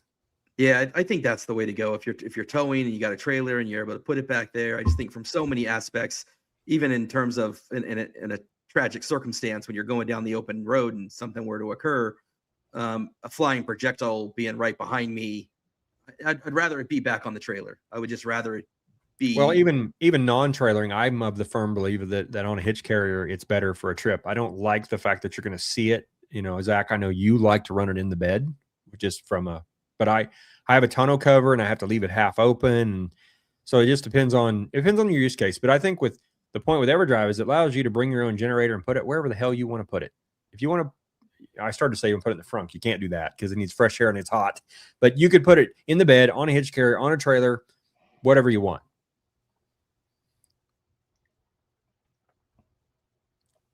I mean, clearly, man, you inspired Ford. They're like, you know what, guys, what are we doing? They're in a boardroom. They're looking at, they're like, have you seen Zach, Pat, and Martin? What's happening here, fellas? Like, let's make this. And they're out to get you guys and steal the thunder. So, except there's no indication at all that they're going to make this removable. No. And that's the what thing with Everdrive. Lightning owners want.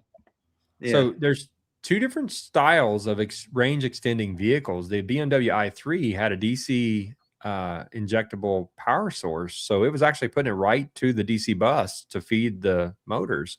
We're not doing it that way. We're using the AC side, the home charging side, to do this. And we did that on purpose because it's safe, it's proven. There's all kinds of safeties in that truck to keep it from messing up if something happens. So really, I started talking about the warranty earlier. We're just activating what's there. I have zero doubts that there will be some warranty claim that they try to blame on this at some point. But the truck's not going to mess up a battery module because you charged it with its own chargers. Right. And we're not doing anything to defeat any kind of safeties or anything. The truck is actually very easily, happily charges itself while it's driving. And so really the argument is going to be from a high level that yes, you're making it charge when it's driving. And we said, we don't want you to do that. But I think if you got down to it, it's not because it actually hurts something. There's probably liability from a Ford side to do that. But there are other.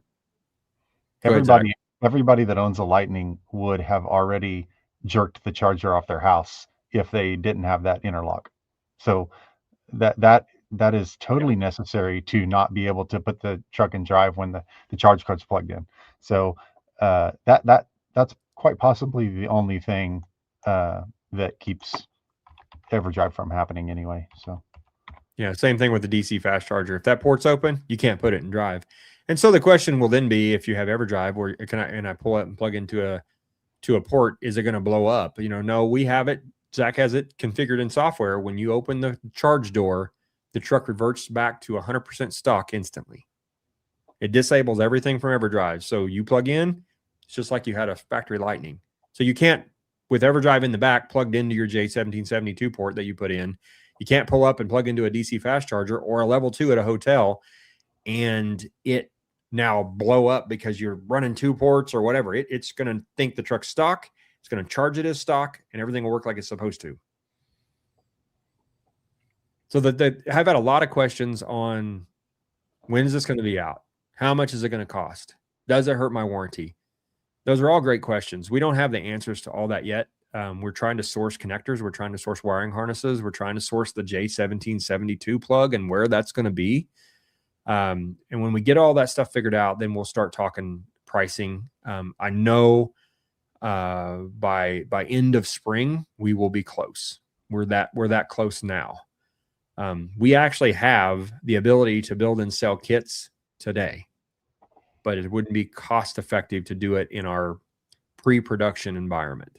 We have the connectors, we have the homemade, I say homemade, they're wiring harnesses that we can build, but that's not a good solution. Ford doesn't build their own wiring harnesses. They're having those professionally made. And I say that lightly because they may have some wiring manufacturing, but working for a large OEM myself, we don't build our own wiring harnesses. So Zach and I are looking at having those sourced. But when we get to that point, then we're going to have some pricing.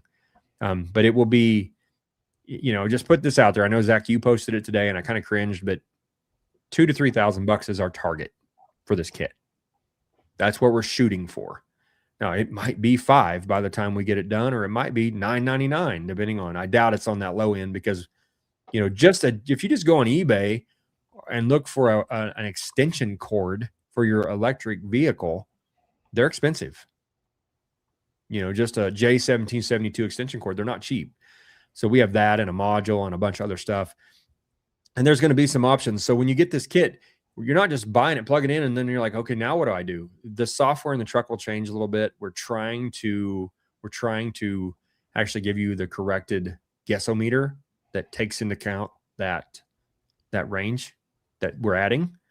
Up front, it looks like it's going to be that you buy an OBD2 adapter and you download Car Scanner and you run that as your ability to see how far you can go in your range and stuff. That's a good interim solution. We hope that later on it's more integrated with the truck itself. But for now, that's going to be what we're doing, at least initially. So lots more testing to go on there. And then you've got different years of trucks that we need to evaluate. So 24s, 25s are going to be a little bit different. We've already seen the difference between a 22 standard range, which Zach has, to my 23 extended range Lariat. And then we have a 23 XLT extended range at my shop that Zach's going to take and start doing testing with as well. So lots of variables there to go in. That leads us to why it's not out. Like, when is this going to be available? Well, those are all things that we have to make sure from engineers that we do our due diligence and make sure, number one, that it's safe, and number two, that it's reliable. So not for everybody. I get a lot of comments that no, I would never put a gas generator in my truck. I understand. I don't want one in mine. If we're being honest, I want batteries. I'm still working behind the scenes in tandem with Everdrive and the generator to figure out how to put batteries either under my trailer, in the bed of my truck, where the spare tire would go in the Lightning is another great spot for batteries. It is going to cut down on towing capacity a little bit, but for now, the energy density that you get out of gasoline, it for the energy you're put in it's a better solution for towing today. And I think that brings us back around to why Ford is pivoting towards the EREV. Cost, and people want range. Simon's convinced they're going to put a V6 or a V8. I'm curious, Oh, they won't be using the AC approach. 100%. It will not be an AC Everdrive system. You don't have enough to sustain it for that. Yeah, it'll be a DC generator. I have no clue what Ford is doing or thinking. I have no insight. They don't tell us at all. And but you got a Bronco out there right now in China doing it today. There's an EREV Bronco right now. And if you're going to go and you're going to build a thing in China, and by build, I mean that the Chinese build, and you're not going to learn from the people that are doing it the best in the world today. If you have that partnership and you're not going to learn from the people that know what they're doing, what are we doing? Right. I mean, I got to think, if it's me, and it's not, and they're not asking me, but if it's me, I'm going to go to my Chinese partners who are doing it today and say, hey guys, how are you doing this EREV Bronco? And what works? China is not a small country. You know what I mean? They know what they're doing. And I just, I don't think, it doesn't seem to make sense to me that I would throw a typical gas engine into an EREV. I would think you would want a purpose, for the same reason I want a purpose-built electric skateboard powertrain. I want a purpose-built EREV motor. And I would look to the Chinese, Great to have you, Simon. Looking forward to seeing your video on what truck you have. Yeah, thanks for joining. Yeah. And Lightning Mike, he wants to be a test case. So let's he's right where I'm at. He doesn't want anything to do with a generator, and I hear you. And if you're not towing a trailer, I agree. I'm going to run it because I'm testing to Florida, and I'll give everybody honest feedback with a open frame, huge 28,000 watt generator on a hitch carrier on a Lightning. And I'll tell you what I think. Is it too loud? Is it a mess? Because you are going to have to stop and charge. That's the difference between EREV and what for the EREV that Ford's going to do versus the, I'm going to call it an EREV for what we're doing with Everdrive. You'll never have enough with our system with the AC charging to propel the truck without still having to stop and charge. That's a fact. Unless you want to go 40 miles an hour. Yeah, unless you want to go 40 miles an hour. Since I got the two intelligent engineering type guys, can I ask the adult idiot question? You're driving down the road 80 miles an hour. And I'm thinking back to like the paddle boat days, right? Where not a paddle boat, sorry, but like a windmill or water, you know what I'm saying? Like the water would move the paddle boat, right? But you could generate power. If you're going down the road and you have these little like squirrel cage type things attached to an alternator type device, yeah, with bearings, right? Really nice free flowing bearings. Why can't the wind? Energy's not free, Chris. It will take the same. It always is inefficiency. You never get 100%. So if you did that, you would gain about 80 to 90% at very best of what it took to turn those wheels. But the resistance would slow you down and drag you more than you would generate from the alternator. That is okay, Zach. Conservation, what's that law? Conservation of energy. Yes. The law of conservation of energy. It does exist, and you can't get around it no matter what. It's why there will never be, and there never has been, a perpetual motion machine. Like I somehow I know that, and it's been repeated a million times, and it just seems like the wind. Math is math. Man. Physics is physics. You can't beat it, and that's how. But you can help. So you could, do some crazy aerodynamic stuff to the Lightning and lower it, and that's why some of those look differently. So you could make the Lightning more efficient for sure. More aero. More arrow. It's a flying brick. It really is. Like Kyle talks about how his Lightning doesn't have a Lightning, but when he would tow with a Lightning, it would actually do better than the Rivian, even though the Rivian was more efficient in general, because the Lightning would block more of the wind before it got to the trailer, and that the Rivian, being a more compact truck, that when it would when the wind would hit the big trailer, it would actually slow it down. Not slow it down, but more resistance. Yeah, there are weird aerodynamics that can happen that way. So this it's interesting, this comment about the Cannonball Rivian. Zach and I were on a private call about a year ago. I did see with that all video. of those guys. Yeah, they hit us up when we first started talking about this Everdrive concept. It wasn't named that at the time. But they have done this for a while, and they're all very intelligent engineers, and they all know what they're doing. And it's not easy to do the battery packs in the bed and manage the charging. Like, they're charging 2 packs off of 2 ports, which is what I have told Zach where I want to end up with the Lightning, but I want to be it on both fenders. So that's where we're headed, with my truck. And that'll be the next big, huge test thing. But it's going to be a lot of work, just like we saw on that. If you haven't looked up that Cannonball Rivian video, Aging Wheels, I think is the name of Robert's channel. He put it out, and it's fantastic video. Does a great job. But I think that's a good experiment to show you how difficult this can be, which is why for the average guy, that'll never happen. But Chris, this is our why kid, you said, Martin, the best early on in Everdrive development, that's the whole reason why you didn't see us using batteries, is because how do you charge them on a long road trip? And you saw what they were doing on the Cannonball run with ice and having to buy ice and all this rigged stuff. And I love rigging and I love improvised engineering. So I love that video, but you're right, that can never be practical for somebody. So if anybody's to use batteries with Everdrive, they need to understand and watch that video, because those kind of are going to be one-time use batteries as far as like a trip, and you're going to have to charge those on your own, on your own time, to your destination, or when you get back home. Yeah. Correct. Yeah. I mean, there's guys who could figure it out like they did. We'll probably have some guys that buy Everdrive and figure out how to recharge those batteries while they're at a charger, if they're capable of it. There'll be somebody who figures it out. But the nice thing about the AC side and using a generator is, Chris, you could do this. I could send you the kit. You could take it to your little local mechanic down there that you love so well. Have him throw it on there in a couple of hours. It's all plug and play.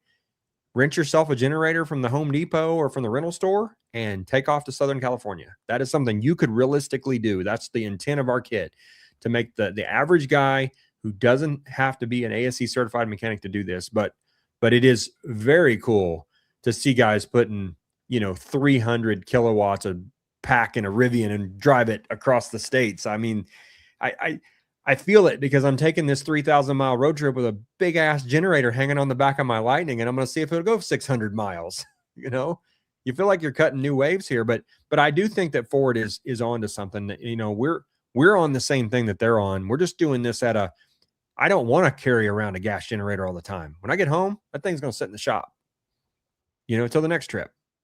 So that's part of the reason why I think the Lightning at 130 kilowatts, that's 260 miles of range on a summer day.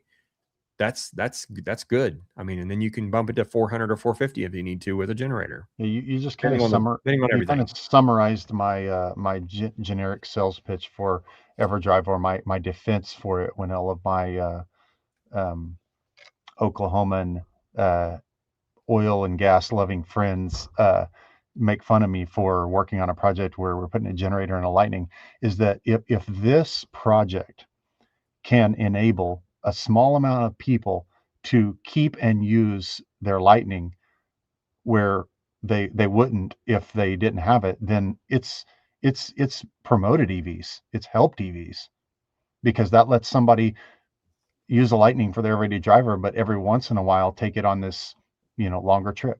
So, well, I feel like the type of guy that's out there towing that would need Everdrive is the type of guy that probably already has a trailer, probably already has a generator, or he already has a diesel pickup that he uses. Yeah. Chris's comment here, he's got, a diesel pickup, and I've had 30 diesel pickups. They're great. And towing is not, I wouldn't use the word doable, because I've done it more than most everybody. 100,000 miles, Canada, Colorado, Florida, heavy towing. Sergio proved that it can be done. Lots of people. It is about one thing: time. Matt Lynn down in Texas. Matt Lynn does it every day. He does it all the time. So it's about time. And if time is of the essence, get your diesel pickup. And I agree with that. I'm ready to buy one myself. I've been looking for another 6.7 for those times when I need to get there and get home. But on a trip, did you just say 6.7? Did you just 6.7. Shout out 6.7? Check you out. Yeah, 6.7. 6.7. No, actually, I wonder if that's what the kids are referring to as the Power Stroke. I don't even know what it means, but I've been re-seeing it lately. Anyway. My son just heard you 6.7. 6.7. You got to get over here. Yep. Yeah, I don't even know. I'm too old for that, but I know it's a thing. So you guys had it in California for about 2 weeks before we had it. Yeah, that's great. Seems like you guys get a little ahead of us. So yeah, I think there's a towing case for a Lightning. It's going to be harder to justify Everdrive with towing, but if you're one of those guys like myself that's going to make the Lightning tow and going to make it work, it makes it a little easier. Yeah, not doable is not the right description. It just costs you in time. That's the right. Yeah. That's because they actually tow. I've had every diesel pickup made, Dodge, Ford, Chevy, all the way up to a 24 Platinum. It tows just as well at that tow rating of 10,000 pounds. When I'm towing other cars, other pickups, I'm more comfortable in the Lightning than I have been in any of my diesel pickups. Now, if you're going to talk about goosenecks or big Airstream RVs, the diesel truck handles it better. But the average guy is not hauling that. When I'm doing, I do a lot of EV shows and events and expos and stuff around the Bay Area. And anytime I get those questions about towing or long distance stuff, the way I explain it is for just the normal person, as I say, when you're commuting, when you're just using it around town and you're using it as a daily driver, to me, it's a better technology. It's a better experience. And if you got charging at home, it's fantastic and you're going to love it. If you don't have charging at home, if you are a road trip warrior that's constantly doing big journeys, if you're towing long distances, you have to want to do it. Yep. And you absolutely can still do it. Well said. You can still charge at if once a week you want to go to your local supercharger, read a book, watch a show, and supercharge. Maybe you've got free charging, maybe, whatever it is, right? Because you live in an Tesla or apartment. something. Yeah. Right. And if you are somebody that, you live in the Central Valley and you got to do these long distance drives, or you're going down to LA on a business trip every week, or you're doing long distance towing regularly, you can do all those things. You have to want to do it. And if you want to do it, you can absolutely do it. But the average person doesn't They want don't have to no do patience those for that. things. So that's where the EREV comes into play. And I've got a lot of folks that that are just friends of mine that live in the Central Valley, because the Bay Area is such an expensive place, and they drive their Super Duties. And I even think that sometimes when I'm talking about the Lightning, I always point out when I talk to people and they're like, well, I do X, Y, Z, they tow their work truck trailer behind it, right? It's not a big one. It's just like a little tool trailer or something, right? And I always ask them, what are you driving? And they'll say like a Ram 2500, or they'll say an F250. I'm like, you're making the wrong comparison. You're comparing a Super Duty to Lightning that doesn't replace that. They're not the same trucks. But around town, those contractors, that's perfect truck for those guys. If I had a lawn care business, I would 100% be driving a Lightning to tow. If you're living around town and doing that, absolutely. Yeah. But a lot of these guys, what they're doing is they're living out in like the Central Valley of Tracy. Yeah, that's tough. And they're driving an hour and a half in, because that's where their houses cost, $400,000, versus in the Bay Area proper, it's, 1.2 million for the affordable ones. Right. So they're out buying a $500,000 house out in the Central Valley, driving an hour and a half in, working all of their job sites. The case for a diesel pickup. And then they're having to drive all the way back.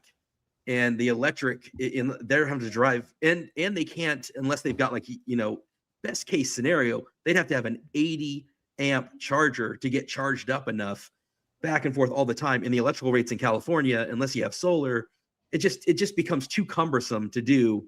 Yeah. Diesel has got to be what you go with for those guys in the trades. Yep. And they're loaded up with ladder racks and filled with all kinds of stuff. And so it's just, there's a place where it just doesn't make, but an EREV would make a heck of a lot of sense for those guys paying their fuel prices. But then you would ask, does it actually benefit you? Like, why are you doing that? Like, if you're that guy that you really need the diesel pickup, why an EREV? What's the draw? Is it just the electric power that you want? Because if you're burning gas anyway, I don't know. There's got to be a reason why. I think when we see these out, and they're out, because there's not an EREV truck on the market that's here. Correct, BYD is the Shark, but it's not here. Now, I will tell you that I had a conversation with Pat before we lost him, that he said, if you haven't driven a BYD Shark, you need to. He went to Mexico on a trip and drove one. He said, you need to drive one of those. So I'm kind of excited about that, because I trusted Pat's, and he had so much experience ahead of everybody else with doing all these different things. He said, this is the way to go. And I want to try one to see what it's like. Yeah, Ford did a terrible disservice to the EV movement by not educating and promoting the truck right with their dealers. Yes. And Martin can speak to this. He had a salesman just flat out tell him that the Lightning can't tow, and it can't. Walked on the lot. Can't is the wrong word, right? It can tow, and in fact, it can tow better than any F-150 on the lot. Where it lacks is range and time, and range and time are the same thing when you're towing or going long distances. So, it being a couple of 1,000 pounds heavier makes it amazing for towing. And for the guys who just tow around town, like the lawn businesses or the small enclosed trailers for contractors that are around town, it actually is better than any F-150 for that. Yeah. So yeah, or even better, a lot of our snowbirds, that thing handles the snow so well. When you take off of a parking lot that has some gravel on the edge and you're trying to get out in the traffic, the all-wheel drive, there's so many things that truck does better than a gas F-150. But it, again, Chris, you nailed it. I've said the same thing. Right tool, right job. Don't shove a screwdriver where a hammer belongs. Adam talking about Ford needs to sell direct to customers. It's unfortunately I just don't ever see it happening. Yeah. I'm curious how even Volkswagen will do with their Scout brand. They've had a Yep, lot of me too. challenges with that. But yeah, Ford they fought the dealer model, and they tried a number of different ways. And it is an absolute challenge, and it is so well established that But how many of us, Chris, with that establishment, when you walk into a dealership, do we like our experience? Do we truly like our experience? it's a fight. It's a I knew fight more every about the time. Lightning on the lot than any of the dealers, and I'd be willing to bet most of our viewers that are Lightning owners knew more about their truck and what they needed before they went to the dealership. And it should be the other way around. I consider myself lucky that I have the relationships I do with so many dealers that I'm able to have some conversations with. And I've had some really honest, great conversations recently. And I had some, I make sure that like I'm the video that I'm making, it's all off the record. Like I don't name any dealers. I don't name any people because it's none of them want to be named. None of them want to be on video. So I just take the notes and I'm going to repeat what they told me. But the answers that I get from the people in Southern California are very different from the answers I get from the people in Tennessee, very different from the answers I get from the people in Kansas, very different than the answers that I get from the people here in the Bay Area, because the incentives are different that Ford offers. The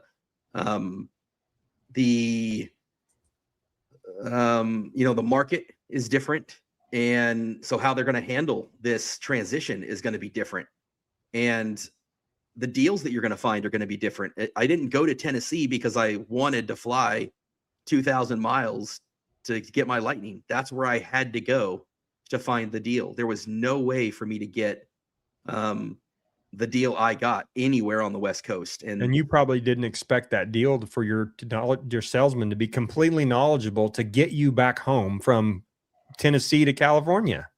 Yeah. It's you were on your own. There's another person in the Lightning community now that is like, hey, I really want to get into a new Platinum. I want to get the 25. I want to get it under warranty. I know there's nothing else coming. I'm going to try to get one before they're gone. And been trying to find one, and they live up in Oregon, and we've been chatting with them, and there's just nothing here on the West Coast. Nobody will work with them on a price. They're all just MSRP. And there's some 0% interest deals and that kind of thing, but there's just not a deal to be had. And so if he wants to find one, he's going to have to, we got him connected with Ford, and Ford is going to extend what's called the A plan, which is the Ford, employee pricing basically. So he'll get some bit of a discount thanks to the A plan. But the real deals, supply's got to outrun demand, or not outrun demand, and those Lightning prices are going to go up. Yep. Yeah, it'll be, and it'll depend on the market. So, kind of a hint into what I'll have on the video, which hopefully I'll be able to put together by tomorrow night, if not by Saturday. The dealers out here in California are like, I've got 4 on my lot, and I'm in no hurry to sell them. If somebody doesn't pay me what I need, it's just gonna go. And then they were talking to me about, like, in their case, Mach-E's, what they were doing when the tax incentive was about to expire. They couldn't find enough Mach-E's, and they were going out of state and they were transferring Mach-E's by the truckload from states that couldn't move them. And so because if you can get a whole truck, like I think you can fit 9 or 11, I can't remember. Yeah, it's 9 Mach-E's. You can fit 9. So it was like 9 on a truck, and they would just buy an entire truck of them, and they would find some dealer that had 9 of them sitting, and they would try to get the selects, because the selects would move, and they would just move them back to California, and they would sell them all. And so I think we're going to see that with the Lightning. We're going to see that the California, the Oregon, the Washington, Colorado, maybe if they've got some state incentives. They said there's about 1,000 of them out there, is what I'm hearing, the numbers, if that's accurate. I saw something the day the announcement was made that said there are 2 months at most Lightnings left on lots. So what I kind of put together is that the dealers in Kansas and Tennessee will be happy to get rid of them if somebody will take them. And the ones in California and on the West are like, I'm in no hurry, and I'll take what I can find, and I'll bring it over. And Yeah, if Florida you is another want, big one. Colorado's yeah, another big one. They all love it there. But you're right, Oklahoma. It's when I see a Lightning in Oklahoma and he doesn't wave at me, I think, what the heck happened? Because we're all, yeah, the guys who have them, we kind of know each other. And in California, you might see 50 Lightnings. yeah. I mean, I'll see him every day, and so it's and here there are still incentives for, especially for fleet customers. There's a lot of things that are still California available. incentives. Still incentives, yeah, absolutely. And there are still things for businesses to get deals and discounts and rebates from the state. So yeah, there's a market there for sure. And I think what's going to happen is if you have a specific color, certain amount of options, certain trims, certain things that you want, you need to go and find it and get it Now, because it's going to now. go away. It's going to go away. There are 0% interest deals. There are things to be had. Go find the trim you want and grab it.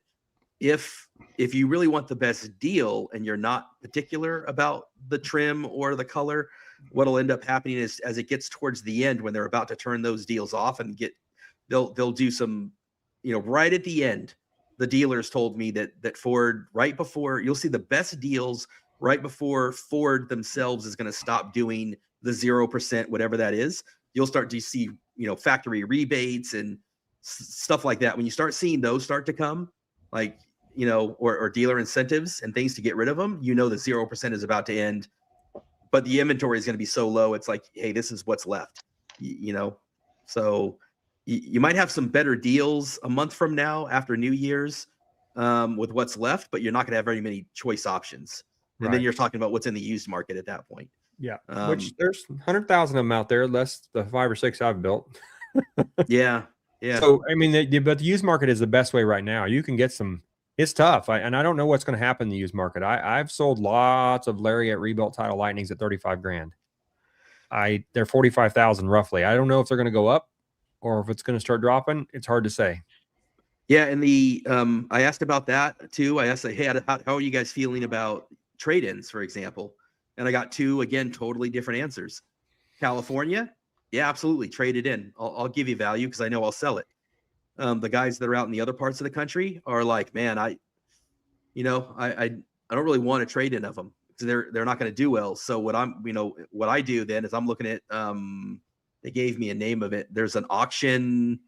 Shoot, I wrote it down. Let me click on this thing where my notes are. It was Where they send EVs to auction. MMR. Does MMR mean something? MMR is you're talking about Mannheim. MMR is the rating. Okay. And so that's just the rating of all. That's for all cars. But there's a lot of auction sites. Like Alex has got the EV Auto in Nevada, and he's got a couple other locations now. I think it's Alex. I follow him quite a bit. They buy a lot from auction, and you can get some clean deals on there if if the MMR rating is high. So they basically said, I'm going to look at the MMR and I'm going to let that dictate what I value it at, because I'm not going to have it on my lot. I'm going to take it in strictly to go put it out to auction. And your California dealers are probably going to grab it off of auction because they know the problem with MMR is trying to give you a average range and time. There's a big formula that goes into that, but with this just changing, a month from now it could look completely different. You might trade one in at 40,000 right now, thinking it'll bring 45, and it might bring 38. We don't know what the market's going to do yet. And I think it's going to be regional. I think it's going to be very different depending on where you live. So I think you're not going to, in California, you're probably okay trying to trade something in, but you're not going to see as much value at it if you're somewhere else in the country. So I think it really does depend what you're trying to do.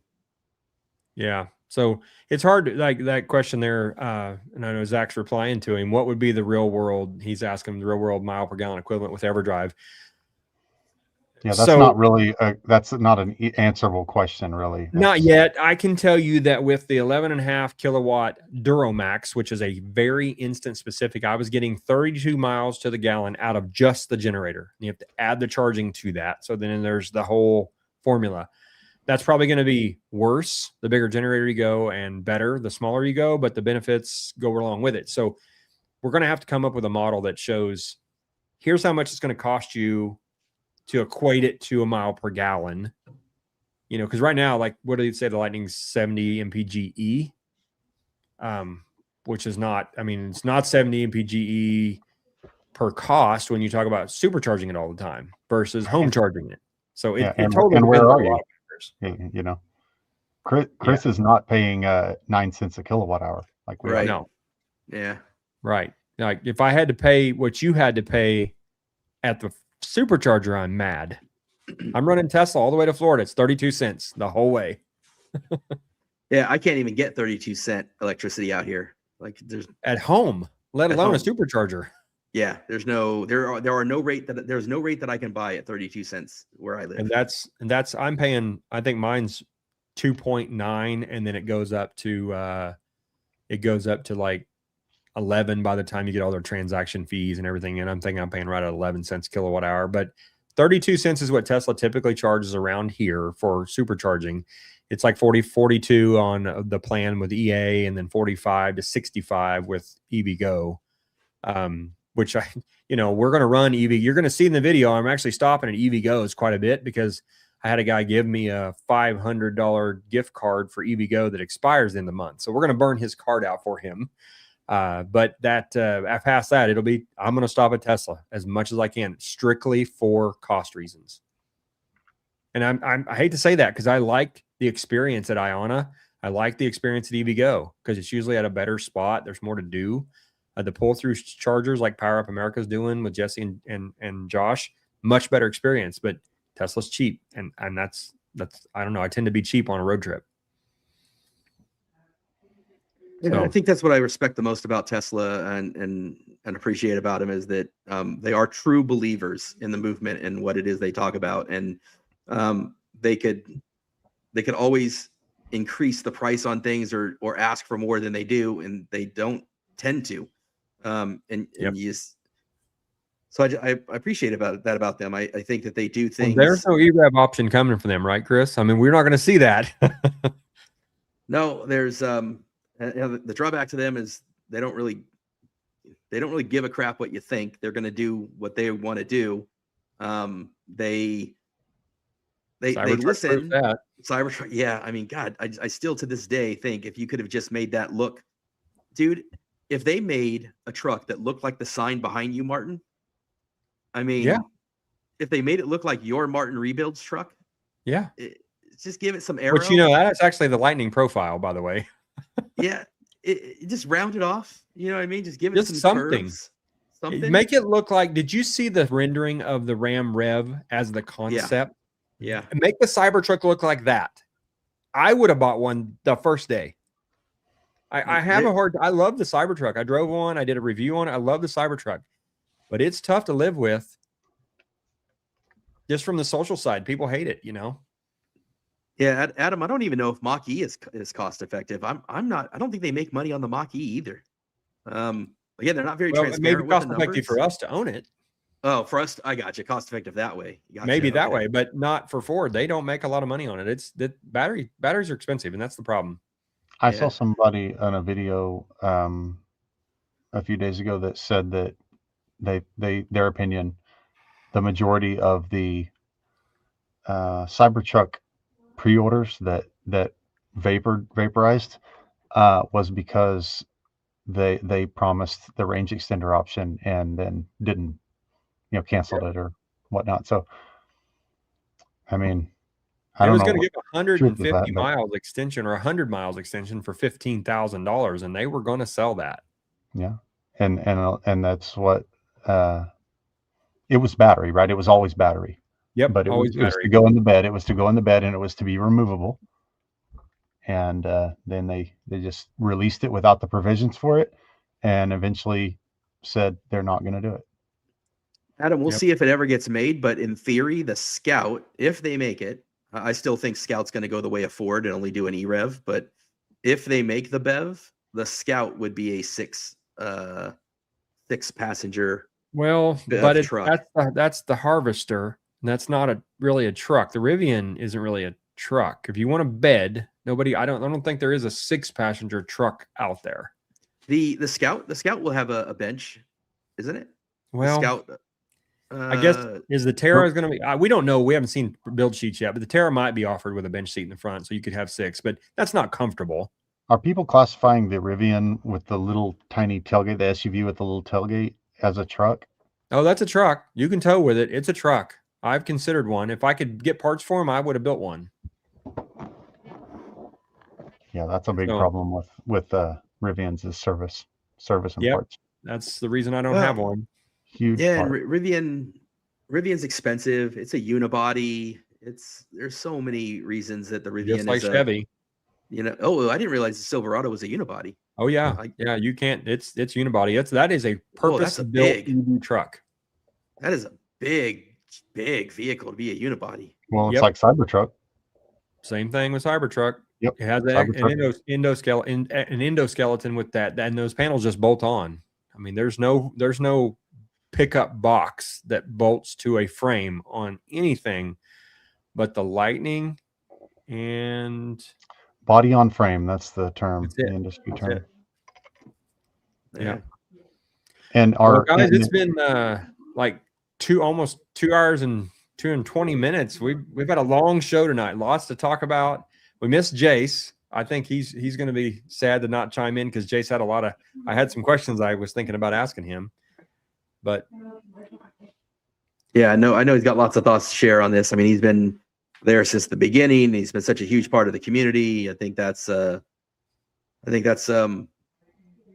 the hardest things, I think, is to see what could have been, to see the fall, to be, from what we imagined. But a big group of us, Ford was, had us all out to Detroit and, showed us, the prototype Lightning, and we just had an amazing experience, and we really, got together with the it'll Ford be back, though, Chris. Lightning. It'll be back. They've done this twice now. 93 to 95, 99 to 04, now 22 to 25. It will be back. Here's the thing, though. Why would they not just build 26s? They've already announced them. The factory's there. Everything's ready. It's almost like unless they have this EREV like planned and ready, which they don't. They don't. I don't think. Reason. Yeah, there's no reason for them to not just continue on making the poor selling Lightning. They've got a demand for it. It's not huge. Maybe it's one shift, but there's no reason for them to just not make them. Unless there's some other weird political things going on that's causing them to, make a statement by canceling it. It's bizarre. Yep, it really is. Forklifts, thank you for the shout out. Yeah. Paul, it's good to have you. Everybody who commented, we appreciate the comments. Chris, since I brought us in tonight, why don't you take us home, and we'll try to do this again. I don't know if we'll hit next week being Christmas, but we'll try to do this again soon. Yeah, absolutely. For those that haven't seen it yet, on Bo Family EV, I do have a video out right now, just kind of giving my thoughts on the Lightning being canceled. So if you haven't checked that out, it'd be really great if you did. That would be cool and help the channel. So yeah, check that out on Bo Family EV. I am going to try to post something tomorrow night or Saturday, just giving my thoughts on the value of our truck and just the different conversations I've had with my dealership friends and what that looks like. And if you're out there trying to figure out, what if I'm on a lease? What if I'm in the market to buy one? I've got some different answers and some different thoughts on that I'm going to share on that video. So that should be fun. And we've got a Turn Down for a Watt coming out with Walter next week, Christmas week, from Out of Spec. So we got an interview that we recorded with him that we're going to post next week. So look forward to that on the channel. That was a lot of fun that we did. So we just appreciate everybody tuning in, hanging around for the chat. Great having Zach here. And watch Martin Rebuilds and my personal on Facebook group, the Lightning Owners Group. You'll see 2 days after Christmas, we leave on like Saturday after Christmas to head to Florida. So we'll be running Everdrive. If you're really interested, I'm going to try to post stats and things along the way, like I normally do, if you're interested in that. So, and don't forget to subscribe to Chris's channel, to my channel, Turn Down for Watts. You can keep up on the latest stuff that we put out. And then I'll just shout out some friends of the show, man. Like everybody knows Out of Spec, but for some of the other small channels out there, Simon's getting big, but for those that don't know, Trucked Up out there in Canada, Simon runs a great channel out there, always doing some crazy stuff. And so check out him at Trucked Up EVs. And Lightning Mike, who joined us earlier today. I'm not sure if he's still around. I think he had to bail out. We might do something tomorrow night. He was going to try to do some kind of like live thing. He and I might do a chat together. So we were looking at getting together. So keep your eye out for something from Mike and I tomorrow. And then they're not into chat, but a big accomplishment just from the EV Geek podcast, who just hit a new subscription milestone and viewership milestone. And Joel and Sebastian have been just doing some awesome stuff on their podcast and car reviews, and they always have great content. So I always like to shout out some of those small creators out there that they're not the big aging wheels and all that kind of stuff. That we're doing it because we love it. EV, yeah, right. None of us are making money on this stuff, and we do the content because we love to do it. So if you haven't heard of those guys or never seen those guys, like, check out their stuff, their content, and it's a lot of fun, so give them some love. All right, I think that's a wrap, guys. I appreciate everybody joining, and we're gonna see you maybe tomorrow night, it sounds like, or at least in a couple of weeks. So everybody have a good night, and for now, that's Tech Charged. Have a good evening. Yeah.